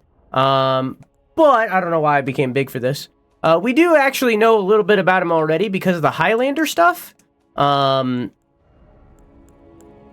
not much gore. I mean, I never said that. We know a bit about him because of the Highlander stuff. So something I want to point out is there's these 2 bits right here. Really 3 bits, right? Not 2 bits. So right here we got, oh, here we go. Actually 3 bits. I'm right. Pauldron reserved for the Badlands' bravest. Proof that the wearer has slaughtered countless foes. Following the example of their chieftain Horalu, the brave warriors of the Badlands shun excess adornment. While Godfrey was in the Badlands, banished from the lands between, he was Horalu. We got traditional garb of the Highland warriors, made from woven fabric and finished with a blue patterned cloth. Highland warriors are known to be hunters of bears. To them, there is no act more glorious than the subjugation of a savage beast. People who are Highlanders who have yet to defeat a bear are wearing blue. We go over to red, to the gloried attire. traditional garb of Highland warriors made of woven fabric with finished with fur. This garment is made from fabrics with both blue and red patterns. Red pattern fabrics were allowed only to those who hunted bears, the greatest and most glorious of the Highlanders. Throughout the first phase of this fight, notice how really Godfrey is only wearing gold and blue. That is his entire attire. While we get into phase 2, notice that he's adorned with both red and blue. The blue that he had previously, there's some feathering that is blue and some fur that is blue, and most notably, obviously, the lion's blood, Sarash's blue, or Sarash's red blood. Even beyond that, if we go to the intro of the game and we talk more about that kind of stuff, am I allowed? Hello? Oh, my keyboard turned off. If we look at stuff from the main game, right, and we start talking more about... So this is from the intro of the game, where Hoarah, Godfrey, is killed and dead, as well as Sarash. You could see in that cutscene that Sarash started to rid himself of the ghostly form and started to become more physical. Here we can see him once again physical, but dead. It seems as though while Godfrey was in the Badlands, the lion, Sarash, was physical, fighting alongside him. Sarash was going to join him once more here as he started to give up the domain over Godfrey, which we'll talk more about later. He was going to join him in the second phase of the fight, but Godfrey, or rather Hoarah, chose to instead fight alone. We'll talk more about that after. Oh, also, I was pointing out the music. So the reason I wanted you to listen to the music is in his Hoarah form, he gives up the control that Sarash has over him and instead becomes his monstrous warrior within. The reason I wanted you to pay attention to the music in this phase is because you can hear notes of the music hinting to that warrior bloodlust within, hinting that there is something that is being held back, especially with the horns. Every now and then you'll hear like little instances of the horns getting out of control and then being pulled back within the control of the rest of the chorus and the song itself. Like, again, the bloodlust is seeping out of him and then it's being pulled back. It's just like a little detail of the music that kind of pulls the whole fight together, and I love it for that. And again, I love this fight. I think this fight is so vastly different than anything FromSoft has ever made before, and I love it so much.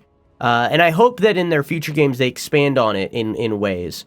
Expand on these ideas, because like, while the whole rest of the game is kind of like pretty run-of-the-mill From Software bosses, this boss is like I'm playing a fighting game, and it's so vastly different, and I love it. All of a sudden in phase 2 he becomes Goku, you know?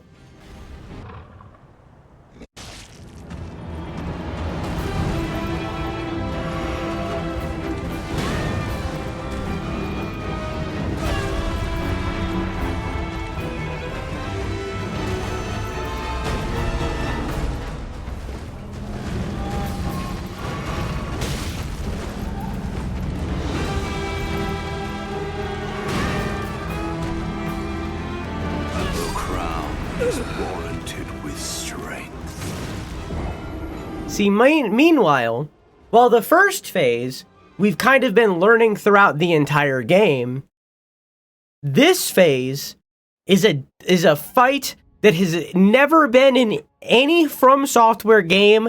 It is entirely new. Wait.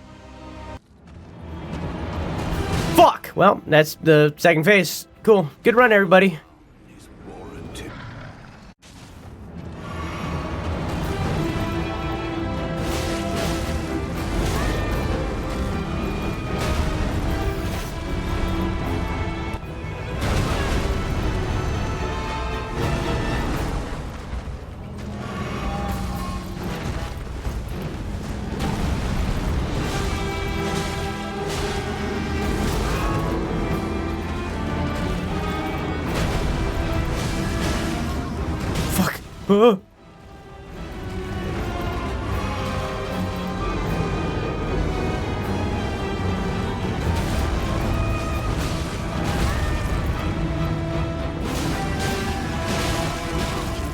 Ah!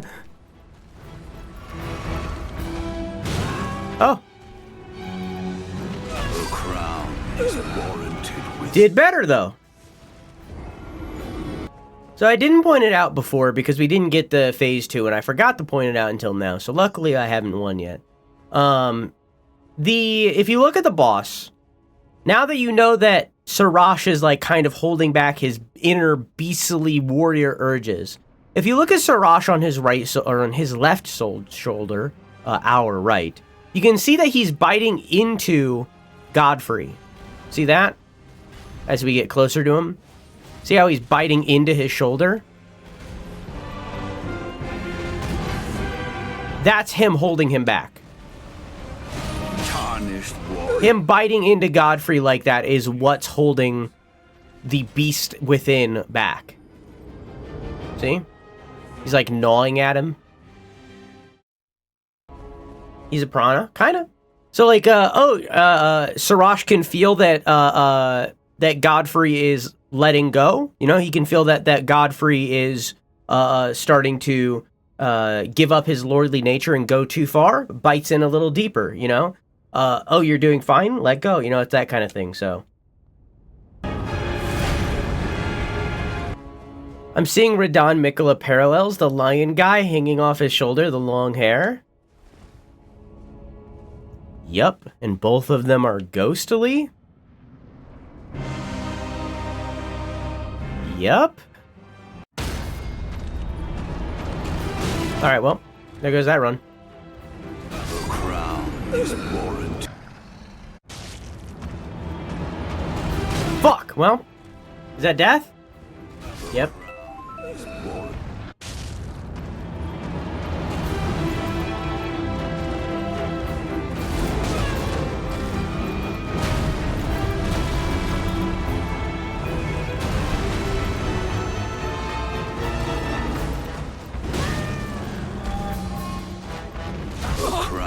God, that's so much damage.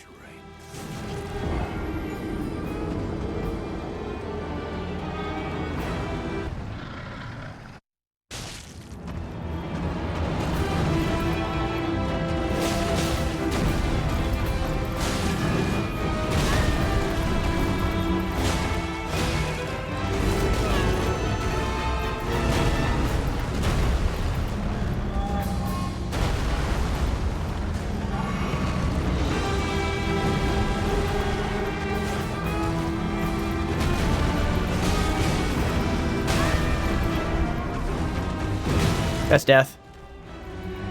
Crown is warranted with strength.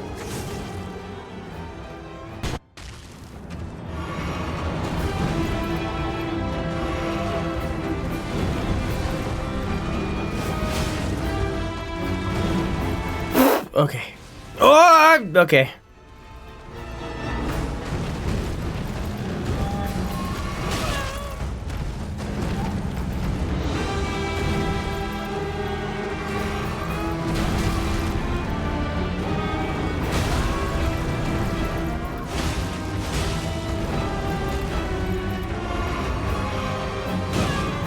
Good thing I healed.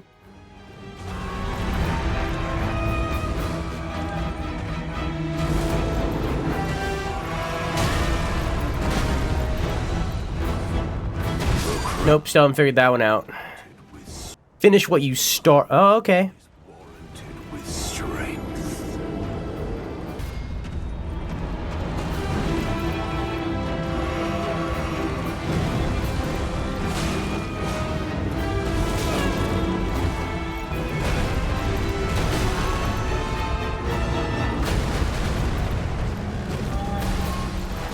Well, is this death? Almost.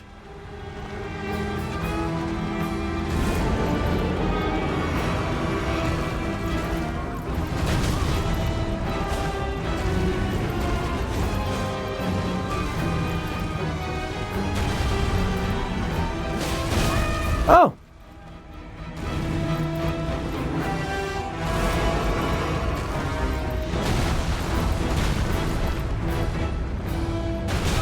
Still haven't figured it out.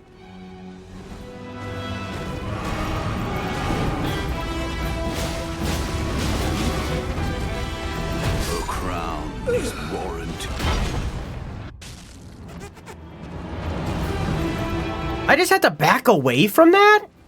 I thought there was so much more to it.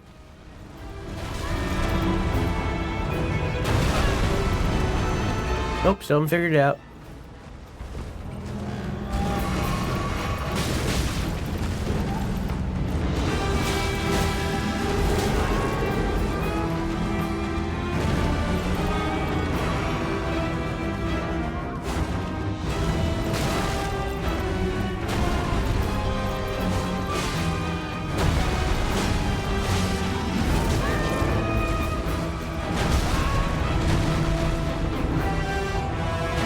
Got it.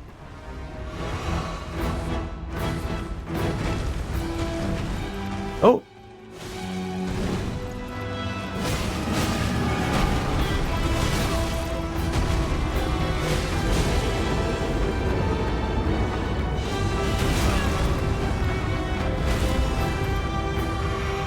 Oh, look, my runes.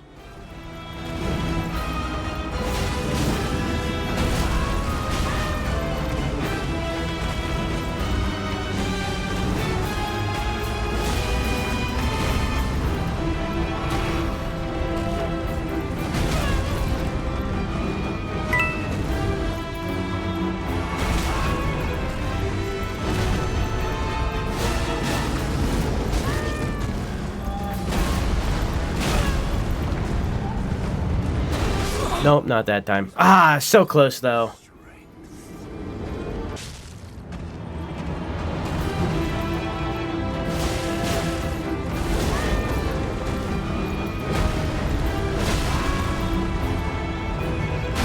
Nope.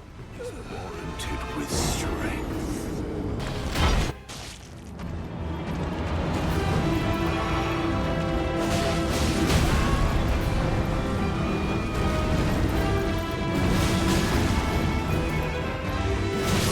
Okay.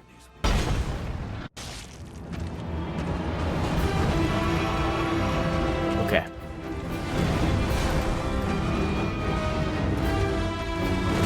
All right.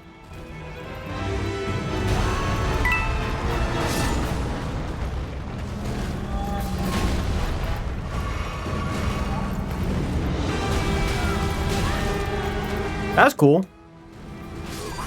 I've never seen the follow-up to that attack because I haven't gotten hit by it. That was really cool. I've taken a piss. This is the run. I got this.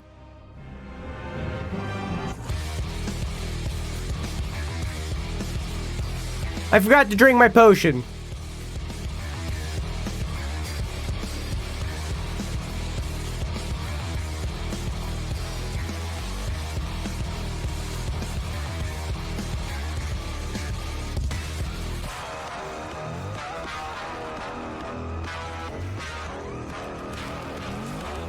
That's still... That was a fluke. That was a fluke. It was a fluke. I got this. That was a warm-up for the real run. This time I'll drink my potion. And I'll eat my prawn.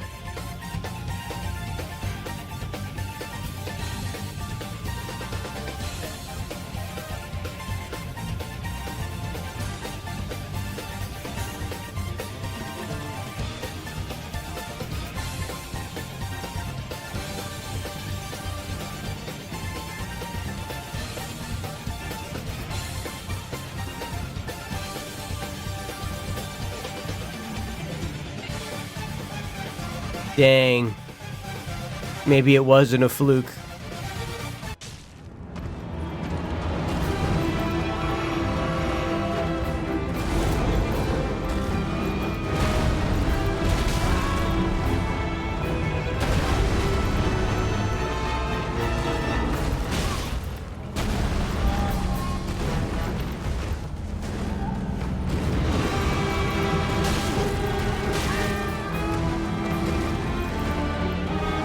Okay. The crown.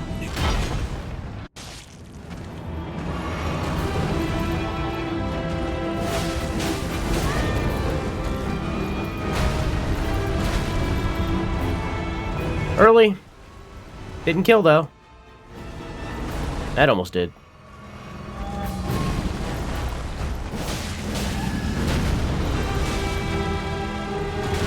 This might. Nope. Close.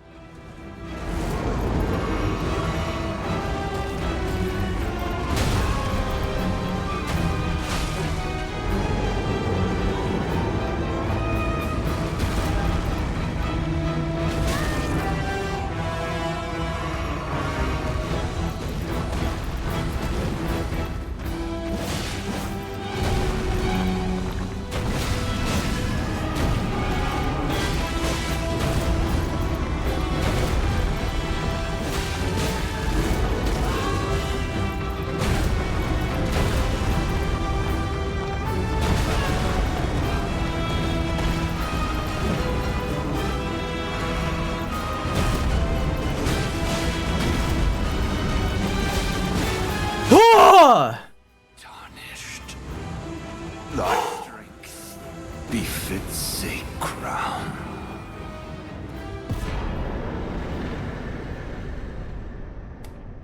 Like I said, I had it. 83.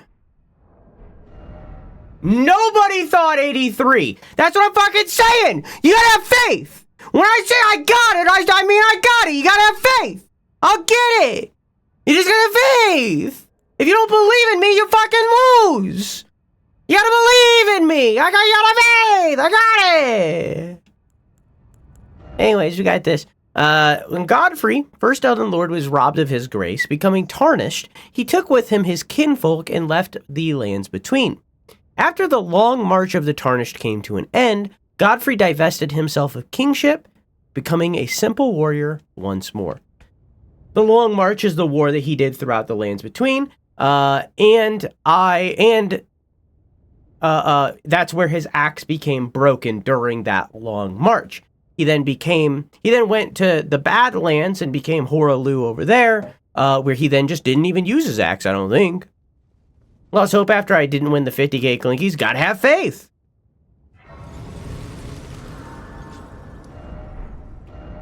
Let's go read his gear.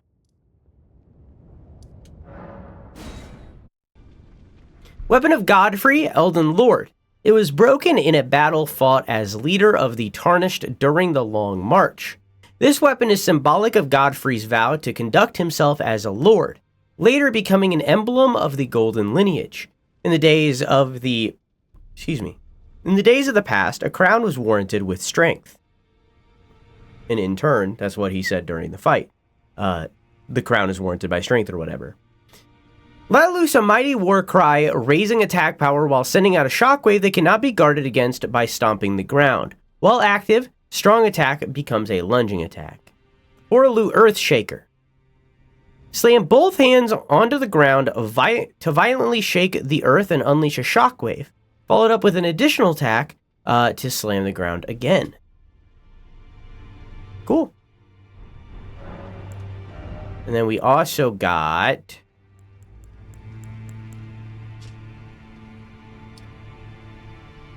in the armor of Godfrey, the first Elden Lord. The age of the Erd Tree began amongst conflict, when Godfrey was lord of the battlefield.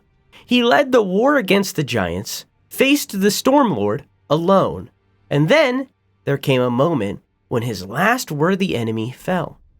And it was then, as the story is told, that the hue of the Lord Godfrey's eyes faded. But as we know that's not true, Marika took it from them to enact her plan. We know that is true now. Crown of Godfrey, the first Elden Lord. The age of the Erd Tree began amongst conflict. We already read the rest. And then same thing. And then same thing. Yeah, I'll buy it. I got stuff.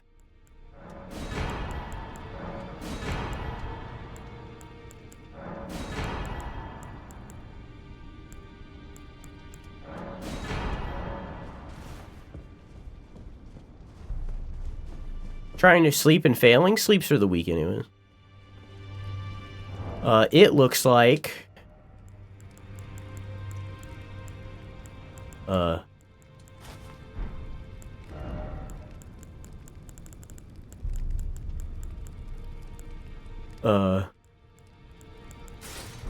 It looks like this.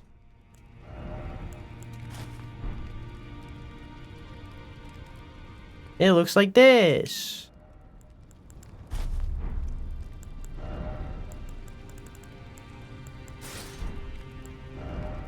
Isn't it pretty?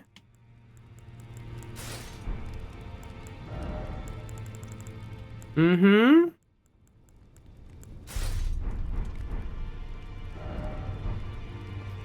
So in here, this is the war room made for Godfrey and the rest of the Tarnished during the war times. You can see a variety of different weapons put in here.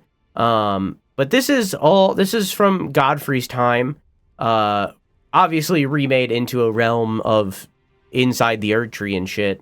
This is like a separate realm kind of thing. But it's still his war room. Of where the Tarnished were when he was leading, with, again, like everything that would have existed then, like the two fingers over there. But yeah, this is his war room. Yeah. You look at the note, and it says, "All work and no play makes Gideon a dull boy."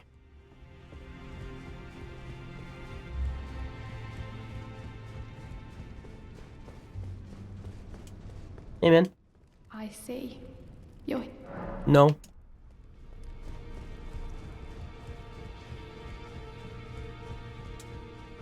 Who are you? Oh. Sorry. I must be a blacksmith. Now, let's get smithing. Could you tell me what happened?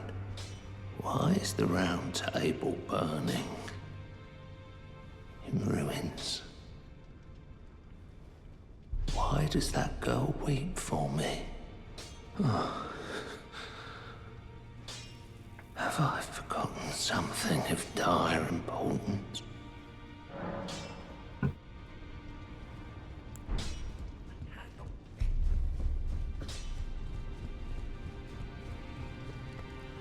I see. Oh, so it wasn't just me this happened to. To think he'd forget who you were as well. I knew he'd burn himself out. Old Hugh. I think we could talk him into leaving the round table hold now. But maybe it's better that we don't. It's only proper that we respect his choice to stay. I'll remain with Hugh. He made me who I am today. I'd like to return the kindness, in whatever small way I can.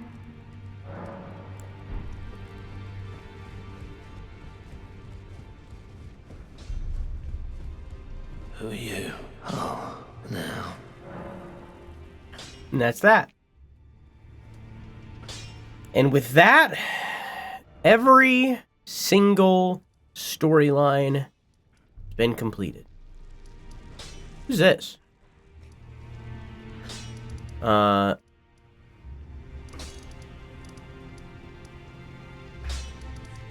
just having... Hang on. However,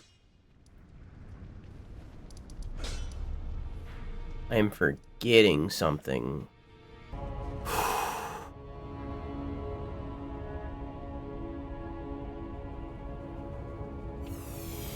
There's another prediction for you.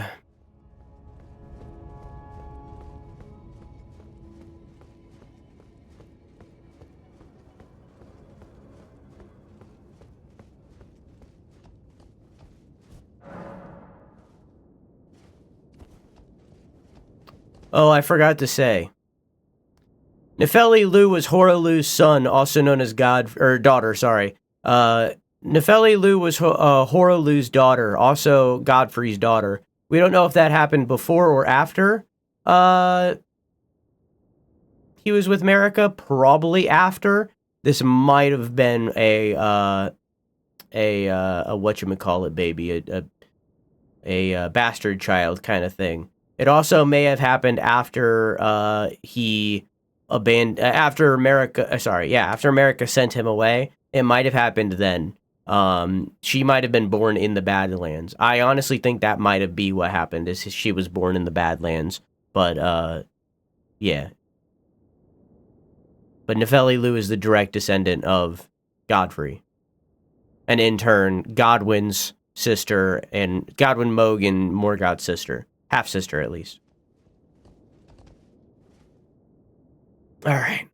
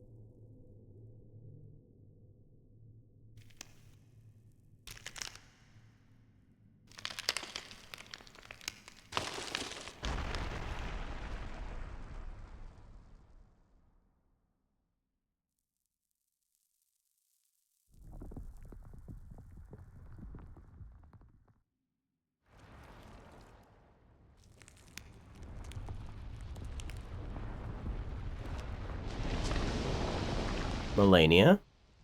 No, sorry, Marika. Blonde hair, hair turns red. Become Radagon. Pretty cool, huh?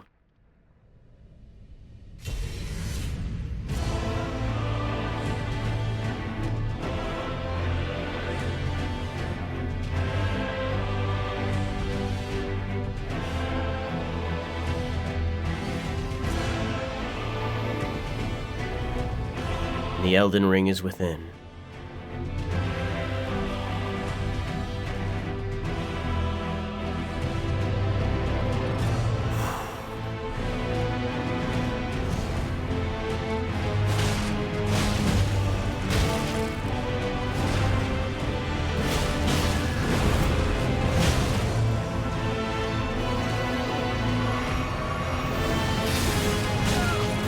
Fuck.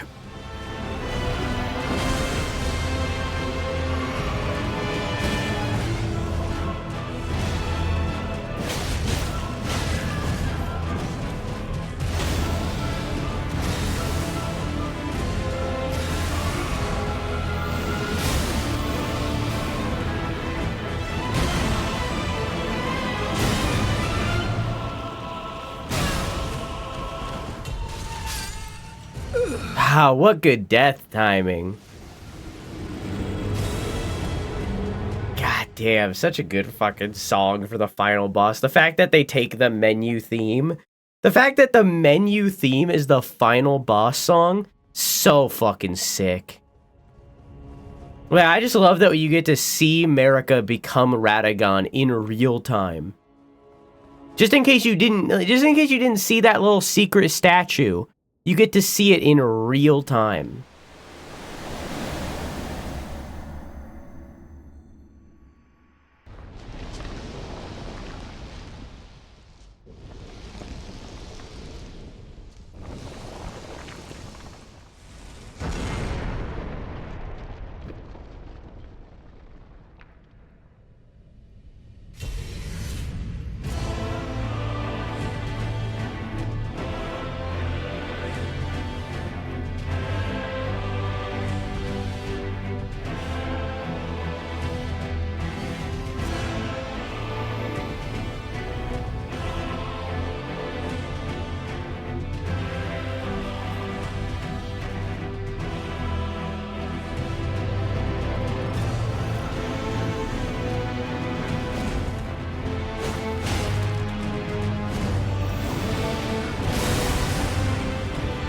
Yeah, it doesn't have a follow-up.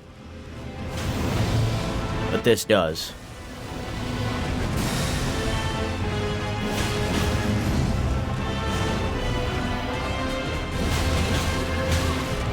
Man. Fucking wallops, dude.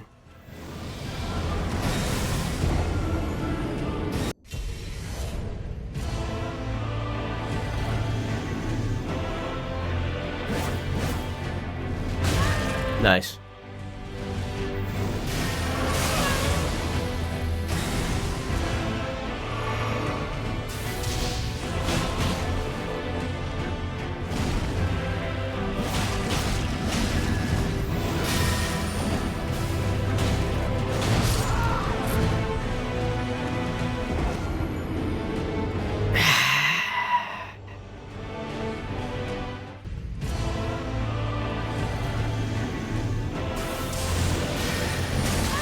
That hit me? I was okay.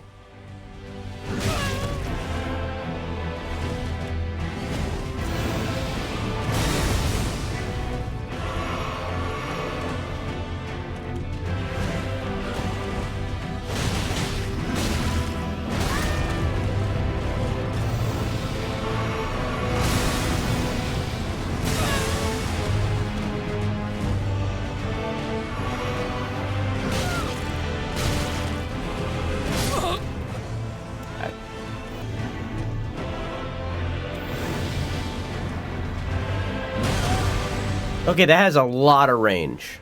Got it.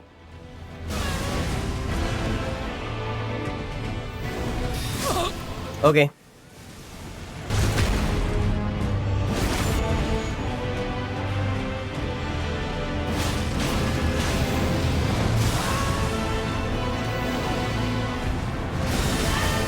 Sheesh.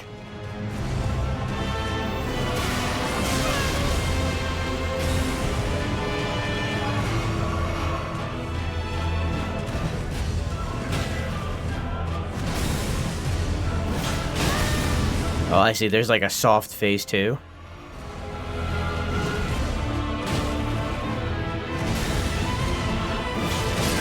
And I'm in it. Okay, so on that hammer combo, not only is there a delayed one, but now there's a delayed third and a delayed fourth.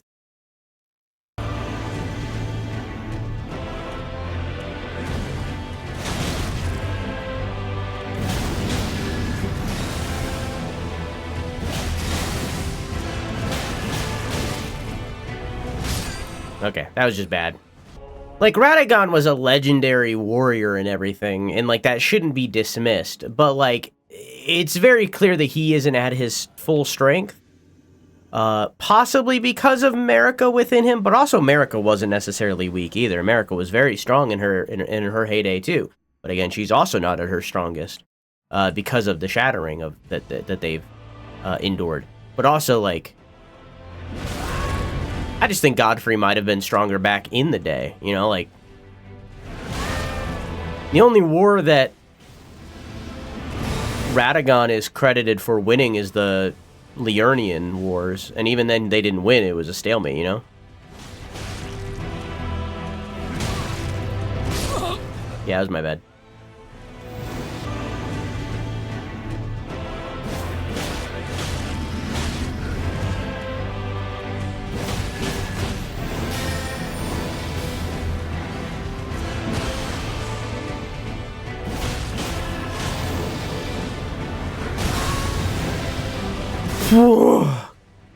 Stumble, thank you.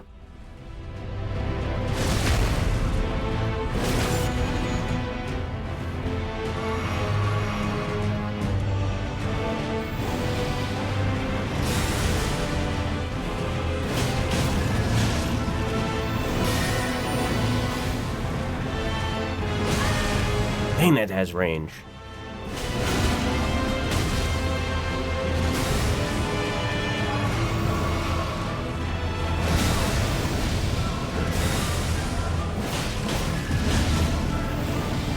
Woof. Oh, bye. That's new.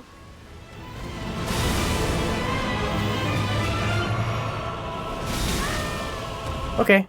Oh, and there's like a fucking symbol on the ground. I could have dodged that. Could have dodged that too. Oh, those explode? I didn't know those exploded.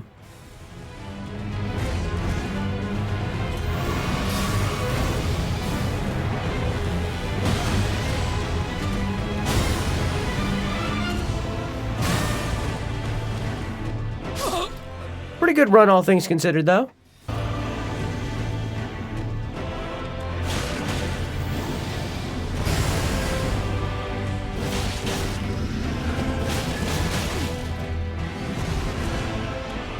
Fuck.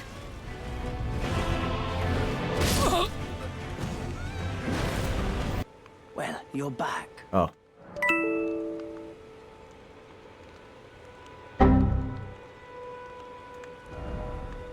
There's an entire cut quest line with Kale that ends with him going down into the cave below Liurnia and meeting with all of the fucking meeting with all the dudes who like have been infected by Frenzy down there and stuff, and like him giving lore about his nomadic tribe and stuff, and like giving lore about what's her name? Saint Trina and stuff. There's like a whole cut quest line involving Kale, and it's a goddamn shame that it got cut because it seems pretty fucking good. But it's gone.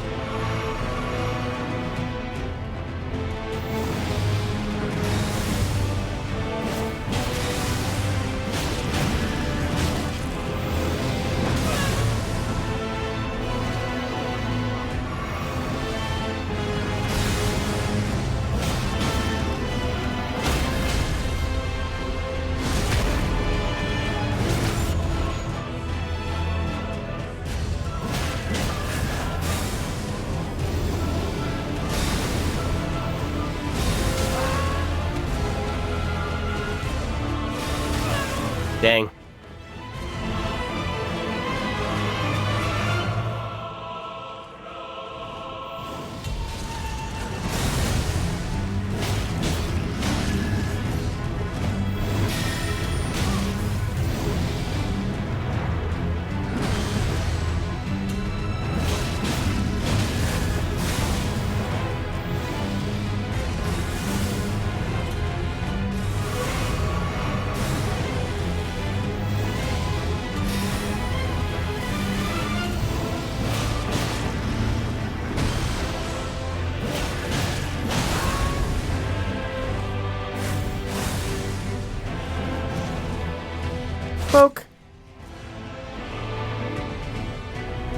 Alright, we beat the game, folks!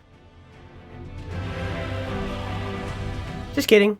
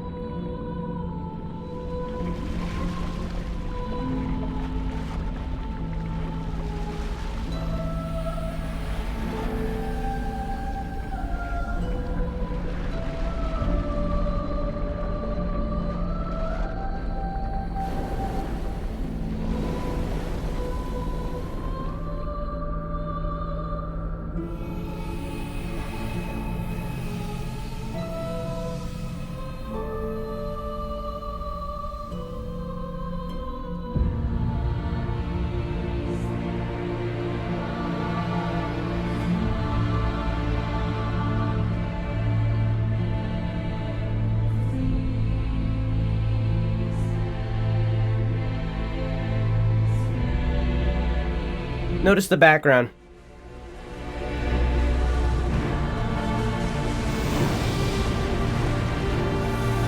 In the game files, this boss is called Nebula Dragon.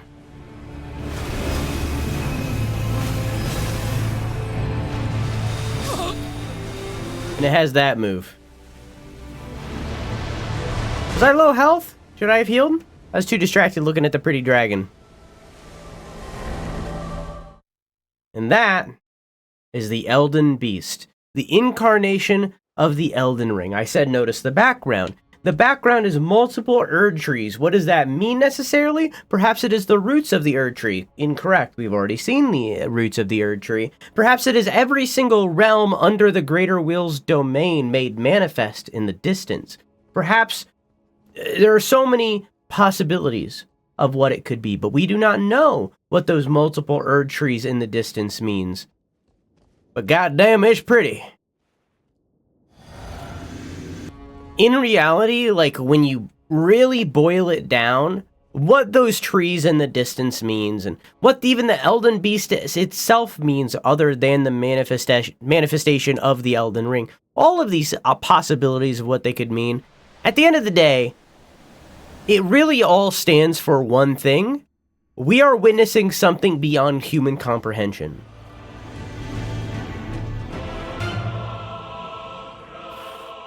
Okay. This is new. You used to not be able to call a torrent during this fight, but now you can.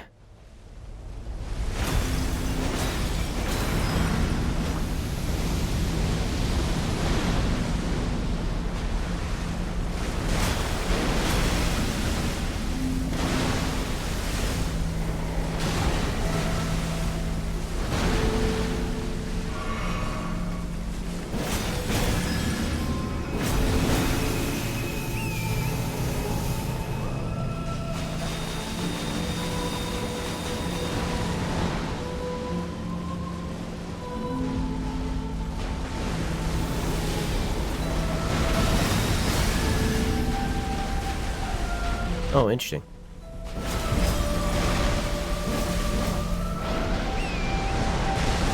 Whoa!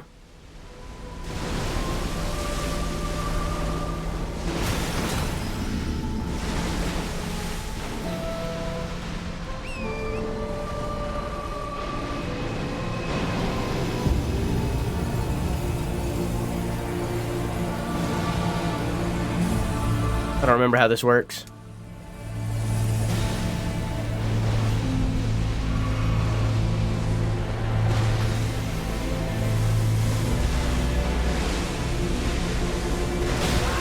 Why can't I log on? Hello? It wouldn't let me fucking lock on, so I couldn't fucking see. When the game launched, they made it so that you couldn't ride torrent in that fight, but then they added it in an update later, which made it seem like at the very least that it was intentional. Maybe they listened to the complaints. People don't like this fight. People do not like the Elden Beast fight for the most part. I think it's pretty.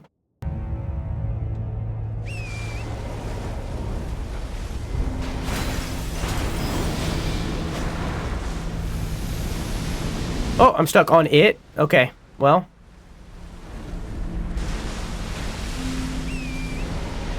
This is, again, one of those fights where it's like, man, if they were just willing to zoom out, you know what I mean?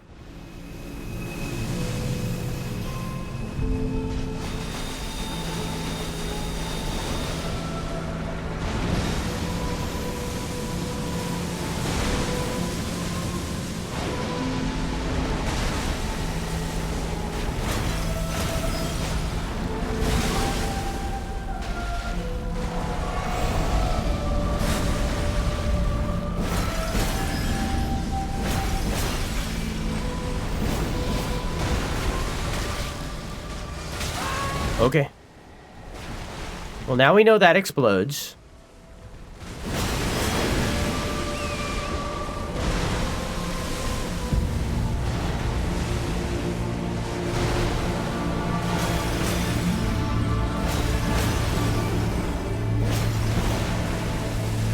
Is it the head? No. It's the body. I'm surprised I still got that.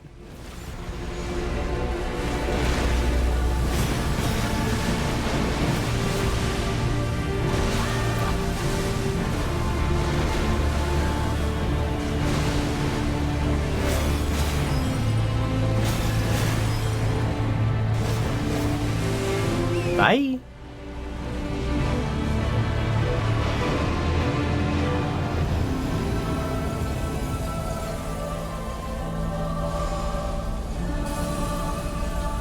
Oh, that's how I dodge it.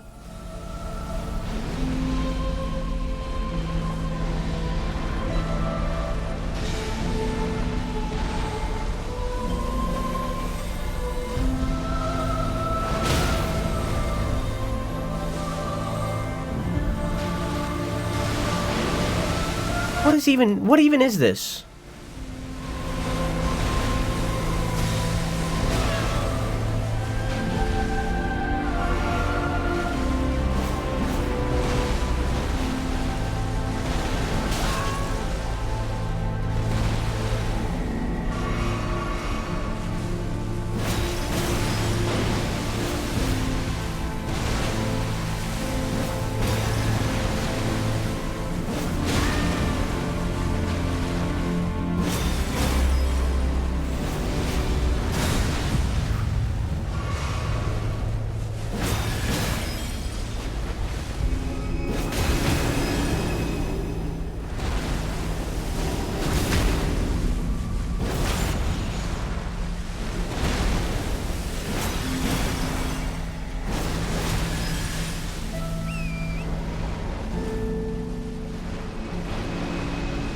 Was it doing the circle thing again? Oh, now it's different. What the fuck? What the fuck?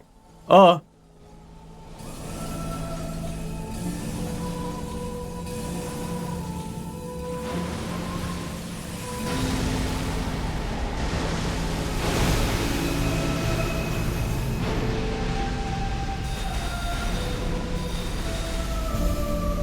Oh.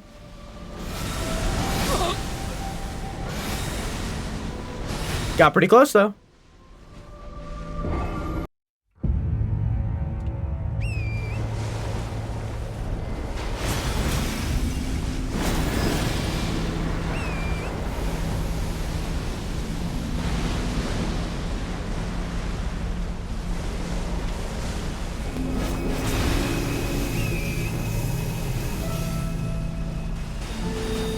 What the fuck?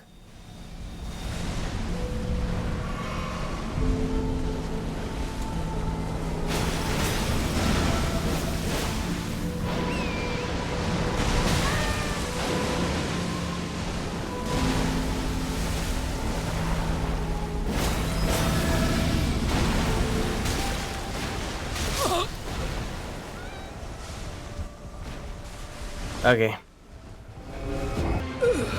Whoops.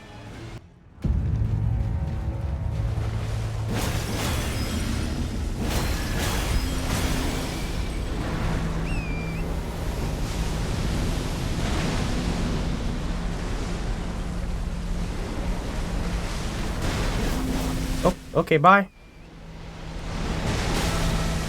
Holy shit.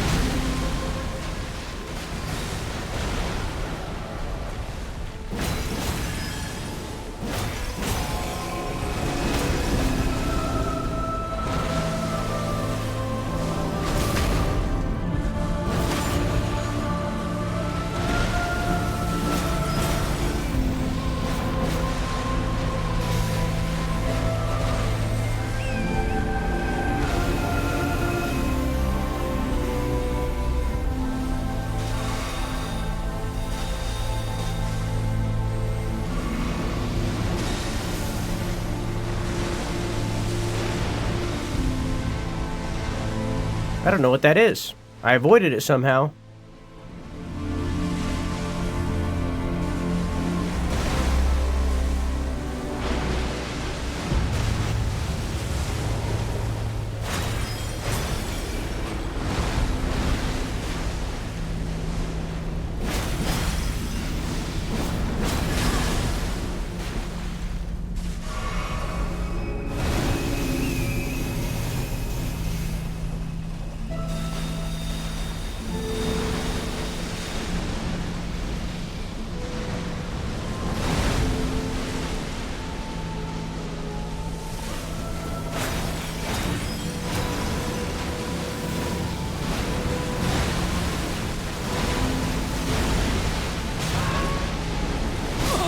Oh, okay, that was an insta-kill, huh? Alright, cool.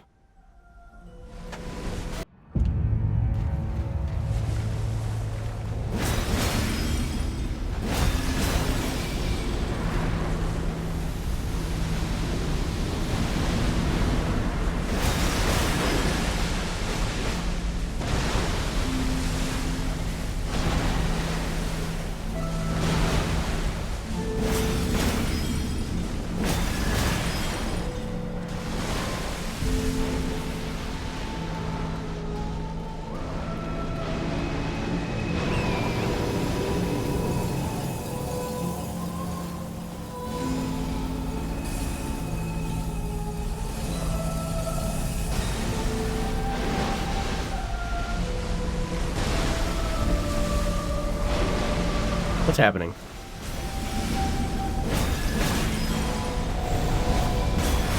Oh, is this death?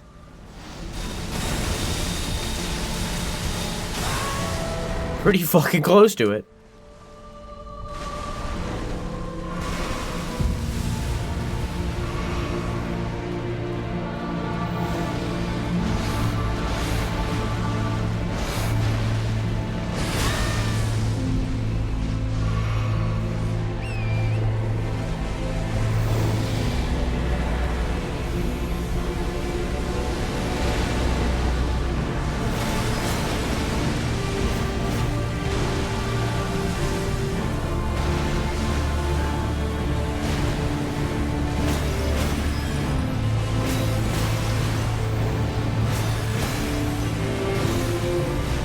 Kind of hoping that you would stumble by now, but...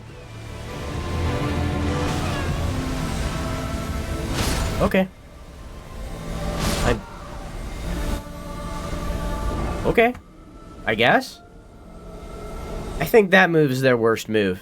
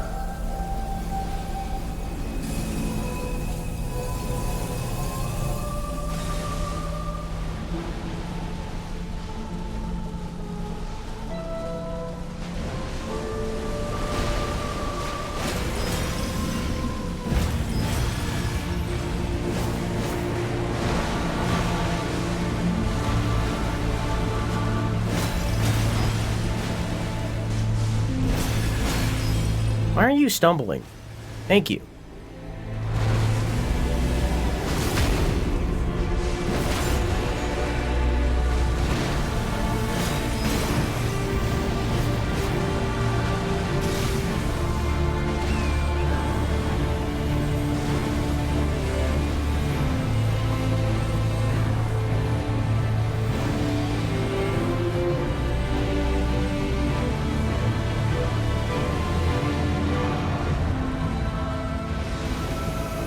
Sick.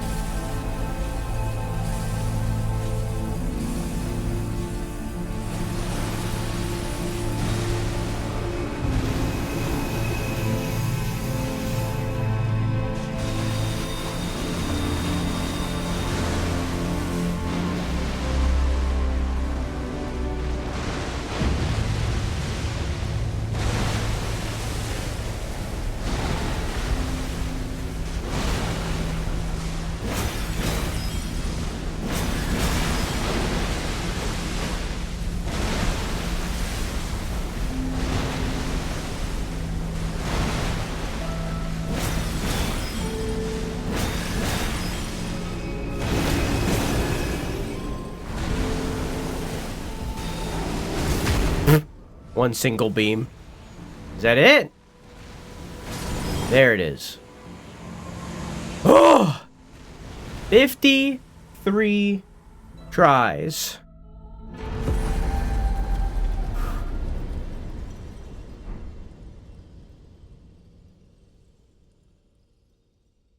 Ah!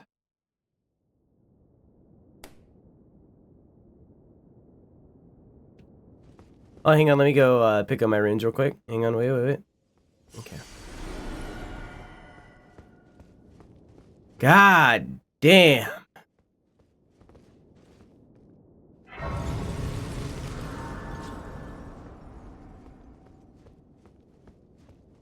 And now,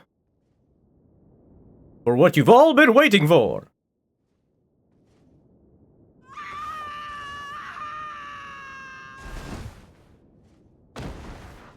We fucking died.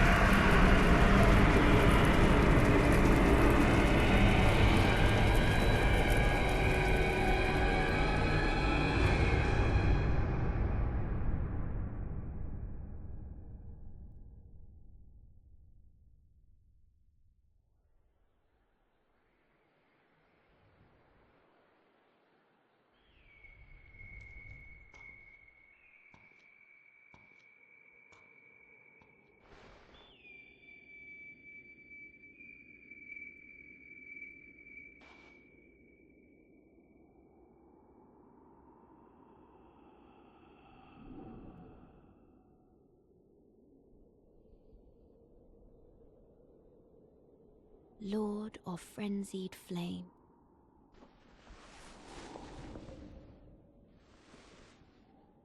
I will seek you as far as you may travel.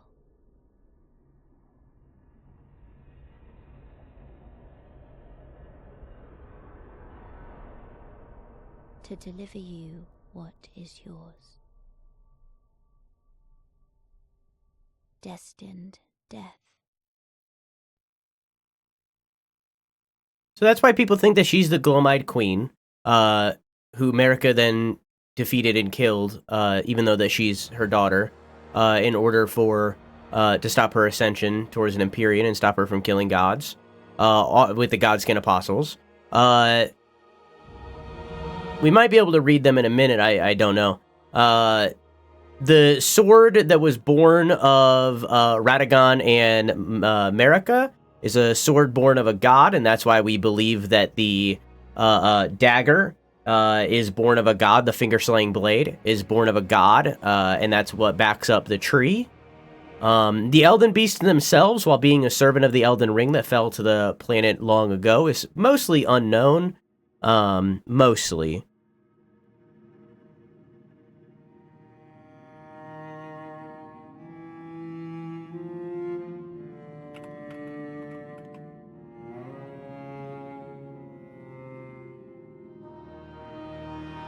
The Elden Remembrance reads,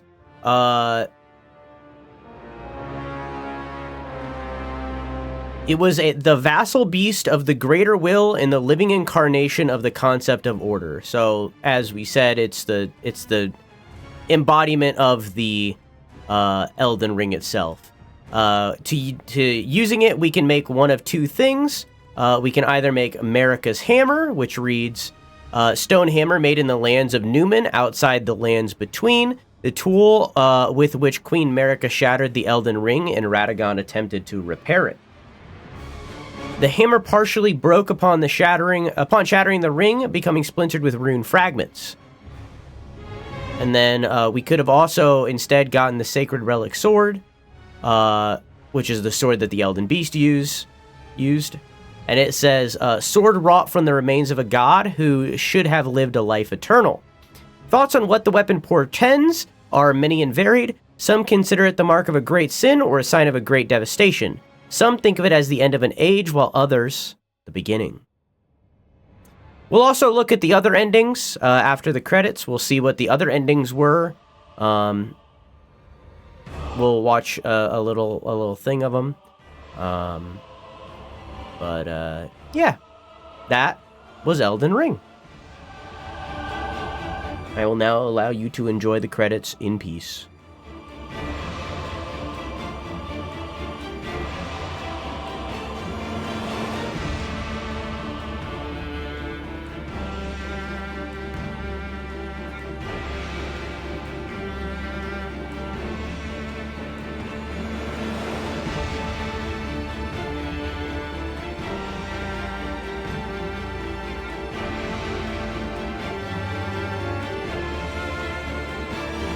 That lady was Melina, who once again might have been the Glow-Eyed Queen from long ago, who was an Empyrean who was killing gods using the Godskin Apostles. But that was Melina, our Fire Maiden, who guided us through the game. Our Finger Maiden, rather, who guided us through the game. Just look up Elden Ring Melina, M-E-L-I-N-A. You'll recognize her.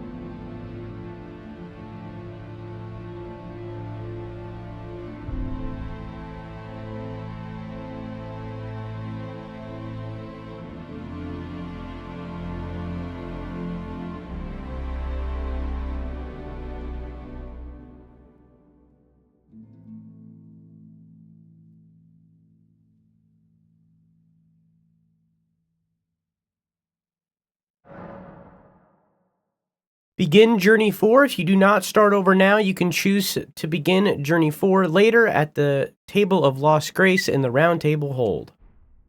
So we can confirm on New Game Plus 3. So, I already read it for you. Hi, Floof. I already read it for you. But just to confirm what I said.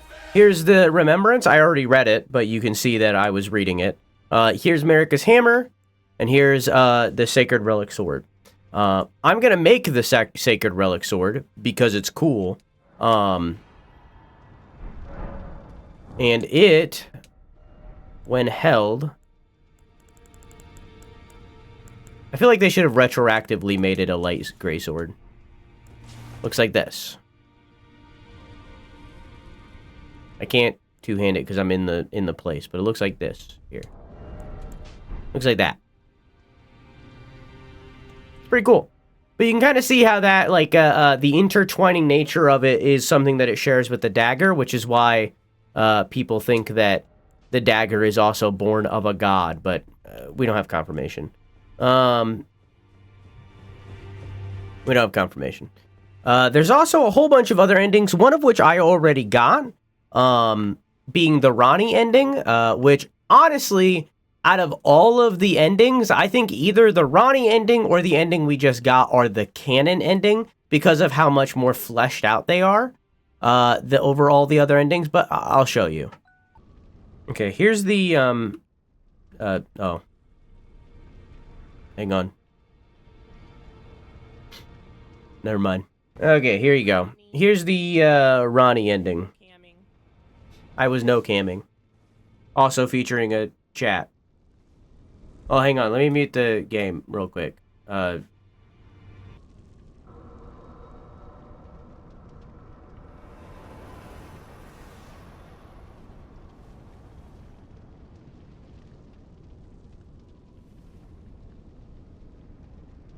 Hello, my love.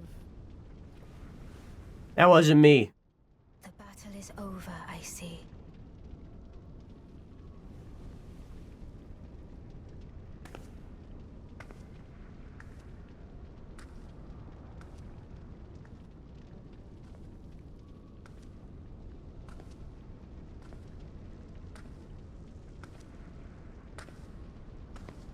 With no head? That wasn't me.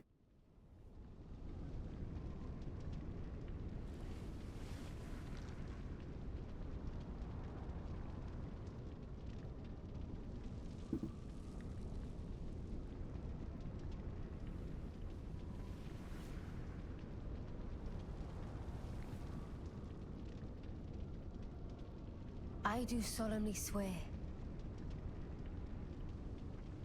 to every living being and every living soul. Now cometh the age of the stars.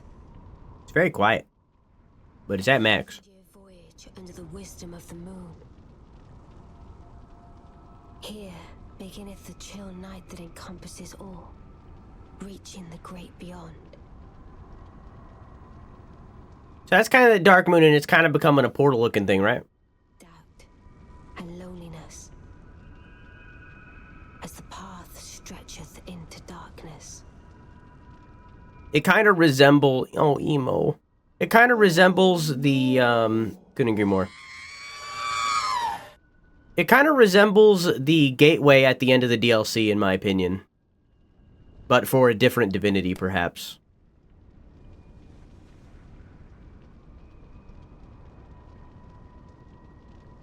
Well then, shall we?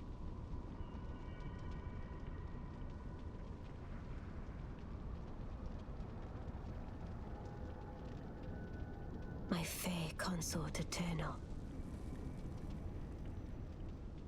So that's the Age of Stars ending, in which you fully marry Ranni, which you kind of already did, and she ascends to the throne. But again, there are other endings. There are other endings, but they're much less significant. So we got all of these endings. We could have done any of these endings except for the Dung Eater one, which we're watching first. But all of these other endings, I did get the things to be able to do and could have gotten the ending of it. But chose not to.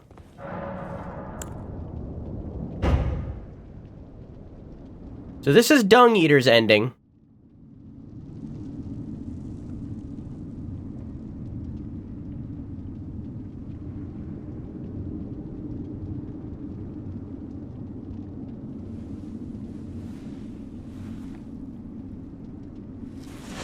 And we didn't do the Dung Eater one because I put him in a puppet because Dung Eater is bad.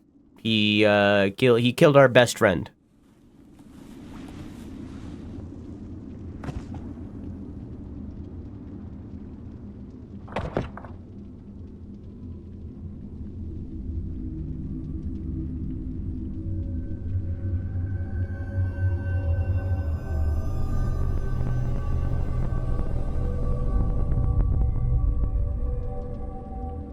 So you mend the rune, but you mend it with the rune of curse or whatever the fuck, so it looks like that instead.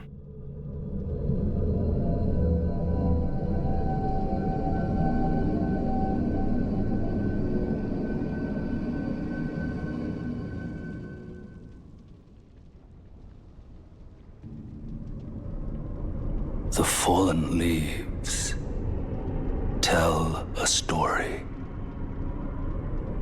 Poop Sky. Tarnished became Elden Lord. In our home, across the fog, the lands between.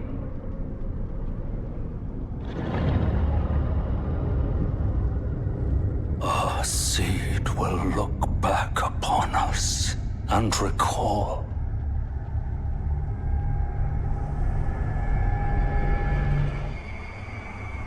The reviled curse that defined our age. The blessing of despair. So arguably that's the bad ending, because there's kind of no upside, right? Even with the Lord of Frenzied Flame, there's kind of an upside to it, because you're returning everything to the primordial soup, but like, even, you know, that's also kind of a bad ending. I'm gonna put it on 2x speed for a hot minute here, until they start yapping. In fact, I'm gonna skip ahead a little bit, because it's basically the same. So, instead, the rune looks like that, and the area is bathed in gold. Fallen leaves tell a story of how a Tarnished became Elden Lord. In our home, across the fog, the lands between.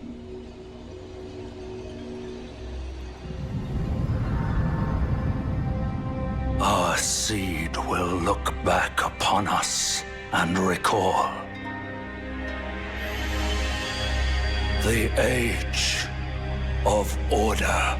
So you can kind of see why I think the Ronnie or Frenzy endings are kind of the real endings. Every other ending is just kind of a mirror of each other, but with different paint. Which really sucks. So this is Fia's ending. The rune looks like this, with a death thing at the bottom. And then...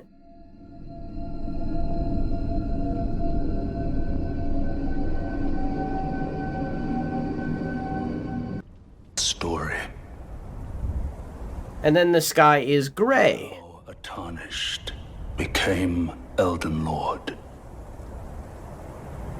In our home, across the fog, the lands between.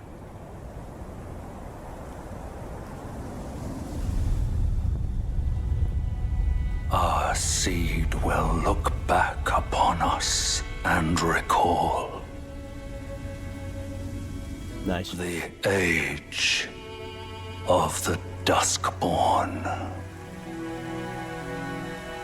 And then one more. This is the default ending if you didn't do any side quests.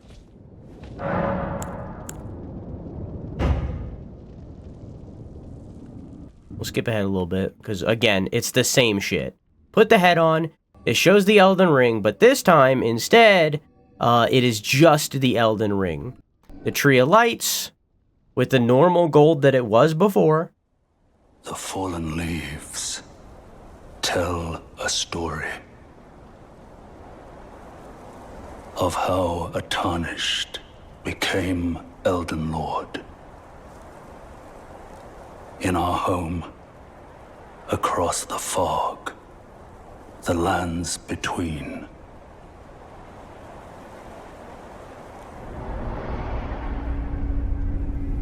Our seed will look back upon us and recall an age of fracture. So you can kind of see why I think that the Ronnie ending and the Frenzied ending are kind of the canon ones. Be that destroying it all or moving on to an actual ending. I think, honestly, the Ronnie ending is the canon ending. The Frenzied ending is, like, the bad ending. And then everything else just kind of exists. And frankly, I don't think they should exist. If an ending is kind of that lazy, I don't think that they should exist. I think there should be 3 endings: Ronnie, Frenzy, and just repair the ring. All the others feel lackluster and bad, and they should have put more effort into them. I digress. Now you've seen all of the endings of Elden Ring. And now, if you've watched the entirety of this playthrough, you know the story of Elden Ring. Let's have a chat, huh?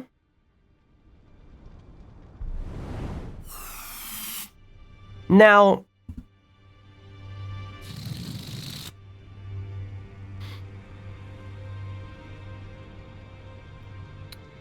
when did Elden Ring release?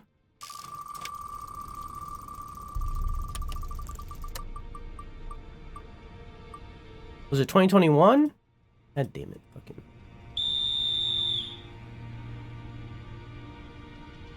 2022. 3 years ago, when I played Elden Ring, I gave it a 10. Here, let me get... I gave it a 10. I said that I loved it, and that it became one of my favorites. It is one of, like, my 6 10s. But now, I've played it a second time. I've played through the entire game 2 times, and experienced the DLC. So the question is, do I still feel that way? There you go.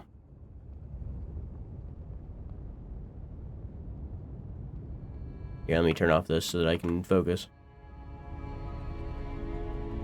How do I do that?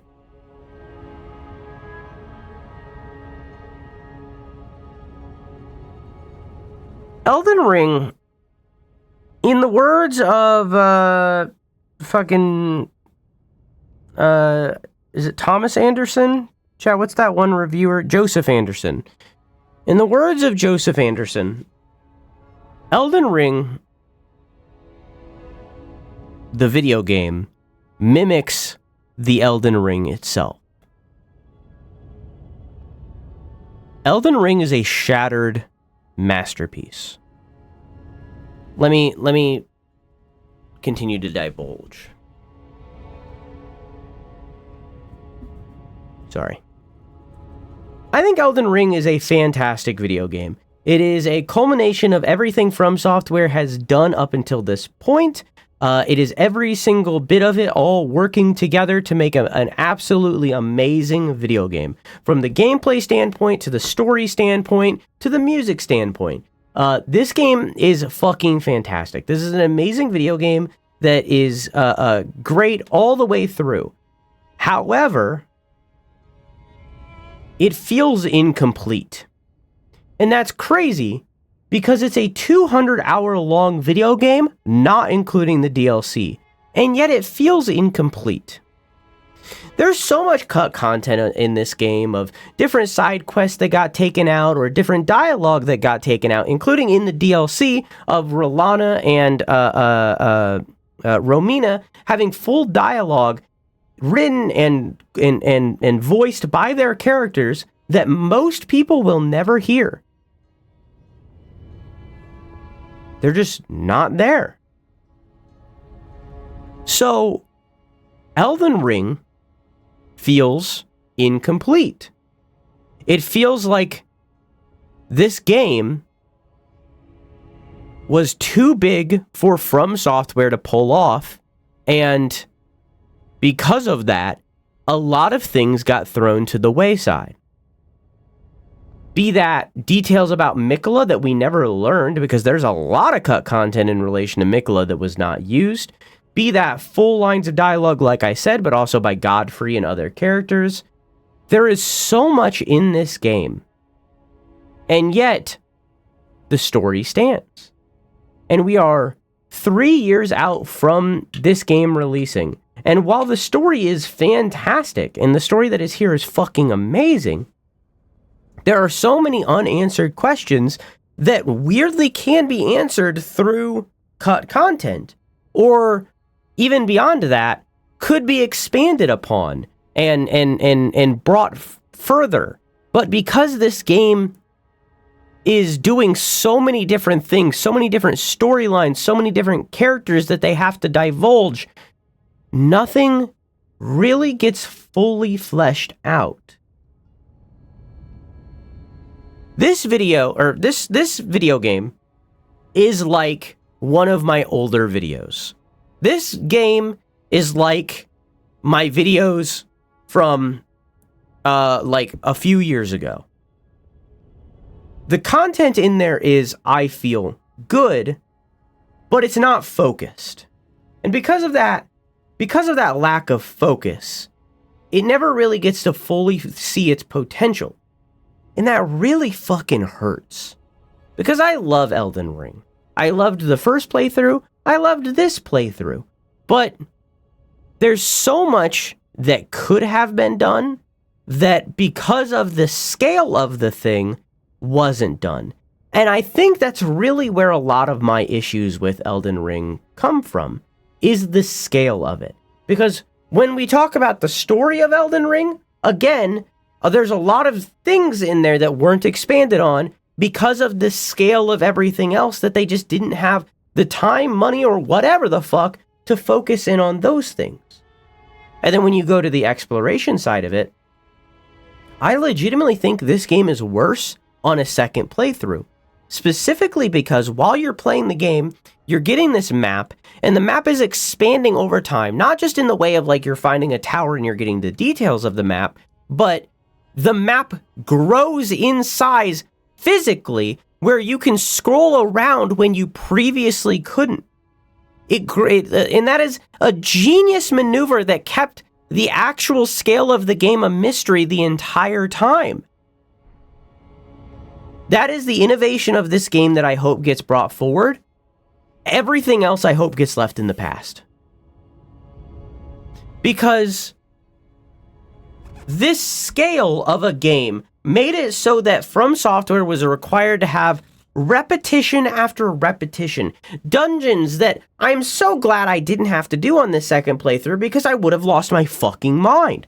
Dungeons that are just copies of each other, but that are just copy-paste assets that end with really nothing. But sometimes they end with something, and sometimes they're wholly unique, but you don't know which ones are wholly unique, so you have to look in every single one of them to learn which ones are wholly unique and worth doing. But for the most part, they're nothing. They're just repeats over and over and over again. There are so many bosses that you fight over and over and over again. Don't fucking get me started on the fucking 12 dragon fights. Not ancient dragon, just dragons. Like, there are so many bosses that are repeated over and over. Bosses that shouldn't be repeated. Like Estelle, the fucking monstrous creature that is at the end of Ronnie's questline, is then later repeated at a different place. That is fucking ridiculous. And there's so much of that throughout the game of repeat after repeat of the same fucking bullshit. And it's like, We fought like 4 godskins. So much so that they forgot that they ran out of things that were interesting to do with the godskin, and they just make you fight 4 at once, back to back. I have a very short period after there was a different godskin boss fight if you did the dungeon. It's like, there's so much of that, where it's like, this game is so fucking good, but it's too big for its own good. And it's at its detriment. If this game was 50 hours shorter, I think this would be the perfect video game, but it's not. And instead it's this, where it's just fucking this massive video game, this massive world with all of these characters in this unfocused manner, and it's just like, I'm not the only one that feels this way. I just want From Software to go back to the Bloodborne style, to go back to the Dark Souls style, to go back to the Sekiro style. I'm okay with open world. I do not want an open world like this. I want open zone maybe, but I want a game that is so much smaller and so much more linear than this. This is too much. And From Software themselves said that this is the absolute maximum that they can do. I don't want you to hit the maximum again. In fact, I want you to hit maybe half of the maximum. At most. It's too much.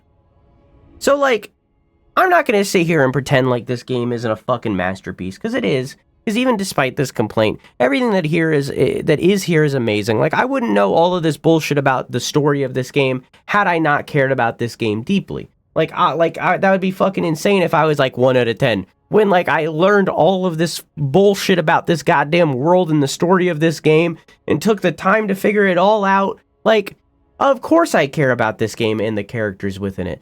Some of the bosses in this game are some of the best bosses I've ever fought in any game ever. Like, it would be ridiculous if I was, like, anywhere below a 5, really. You know? Anything below a 7 really would be a ridiculous score to give. Simply because, like, obviously I love what's here, but the one flaw with the game is its scale, and it is an overwhelming flaw. That's a lie. There is another flaw, but it's a flaw throughout all of From Software's games. Zoom out the fucking camera! I can't see the boss! I can't see. You're doing all this cool shit with this boss, where this boss is bringing out a fucking fire sword and go whoosh, but he's fucking massive, huge boss. I can't see it. I can't see what's happening. It doesn't matter how cool the boss is. If the boss is cool, that doesn't fucking matter if I can't see. Zoom out. Why are you so hesitant to do that? Increase the fucking FOV. Please! And it's crazy that they don't. And it's crazy that every game that mimics From Software also has this flaw where they don't zoom out. And yet we got fucking Monster Hunter who can do it. We got fucking so on and so forth. Like, I could go down a list. We got fucking Nier who's becoming a fucking 2D platformer at certain points. There's other games that are willing to zoom out. Just fucking zoom out. It is a video game. I'm playing a video game. You don't need to keep the consistent same perspective the entire time. Zoom out. Let me see. You have these really cool bosses. Let me witness them. Let me know what the boss is doing. It's not even a combat thing. I don't care that I'm getting hit by it. I really don't. It doesn't matter to me that I'm getting hit by it. I care that I can't see the cool thing. Let me see the cool thing. Let me witness the cool thing. The boss is fucking in the air summoning a fucking spirit bomb, screaming its head off. Let me see that. Right? Let me look at that. It's crazy that we're 2022 minus 2008, 8 minus 22 would be 14 years. It's crazy that we're 14 years out from the beginning of all this bullshit and we're still having this problem. Zoom the camera out! Thank you. Zoom the camera out! Let me see! It's such a massive flaw! And it's such a flaw that it's become a meme at this point. It's a joke! That I'm sitting here fighting this guy and all I can see is this fucking asshole! He's so massive that I can see his fucking brown star! Let me see the rest of him! I wanna see the cheeks! Let me see the cheeks!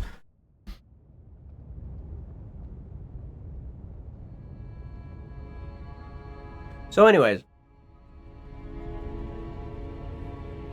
Alright, anything else?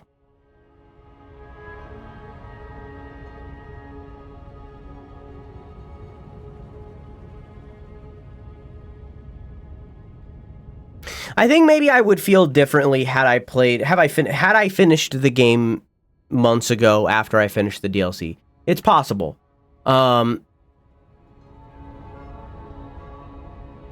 However, I'm kind of grateful that I didn't because it's given me clarity. And I appreciate that.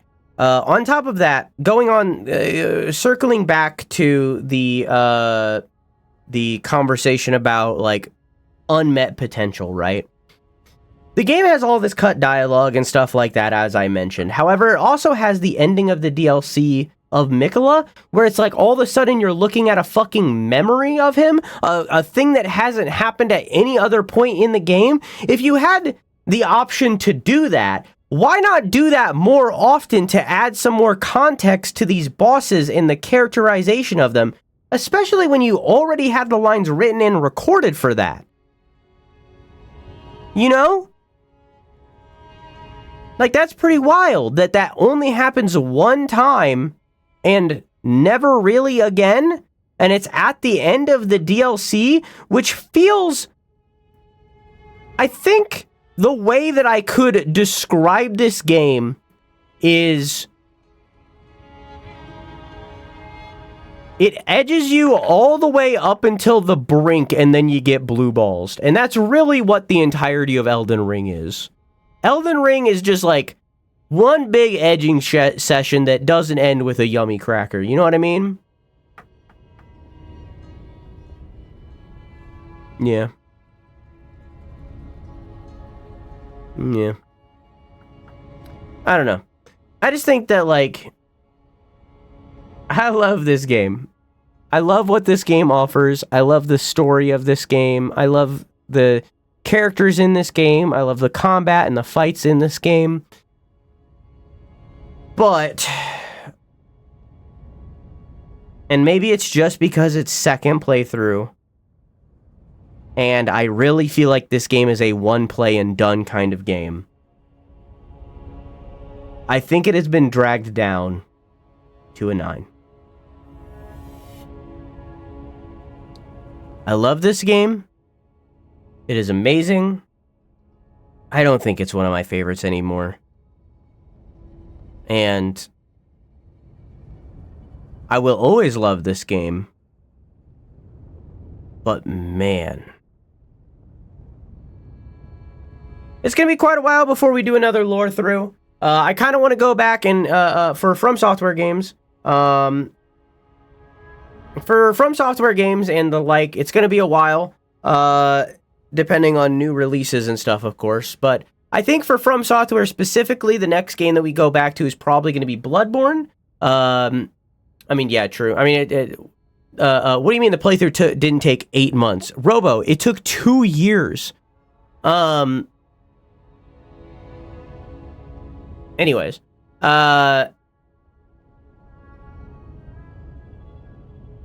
think the next From Software game I'm going to play is probably going to be Bloodborne. I don't really want to do another lore through anytime soon. If I did, then it would probably be of Dark Souls, the trilogy. But even then, I'm not confident that I could do a lore through of Dark Souls 2 or 3. I know the story of Dark Souls 1 really well and could do a lore through of Dark Souls 1, but I couldn't do Dark Souls 2 or 3. Remember when you said it would be shorter than your first playthrough? It might have been.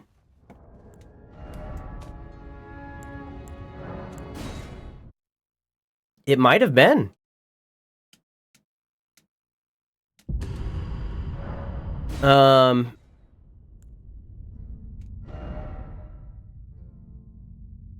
Because, like, the thing is this says 290 hours, but that's including the DLC.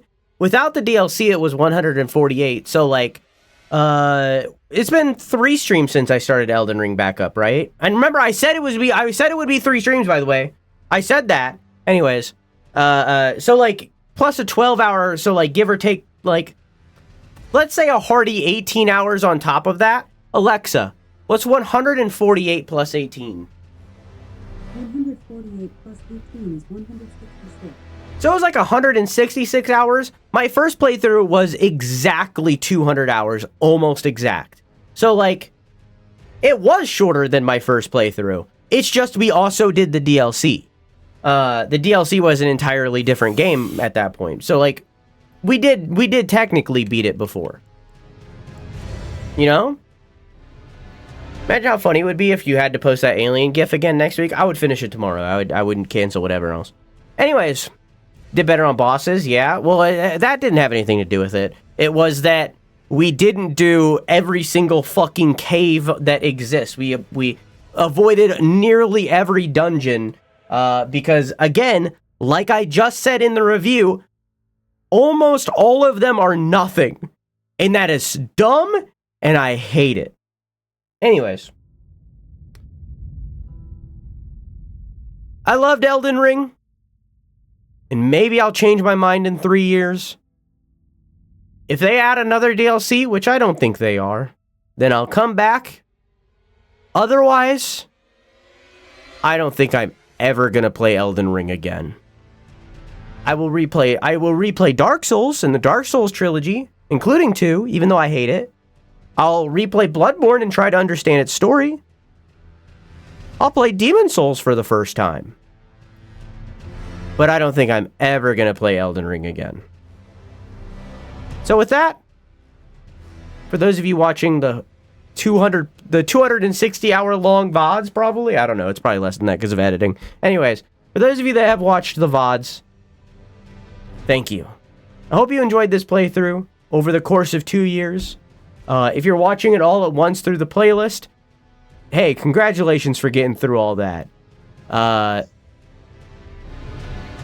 I'm done. Finally done. Thank you for watching. I love you.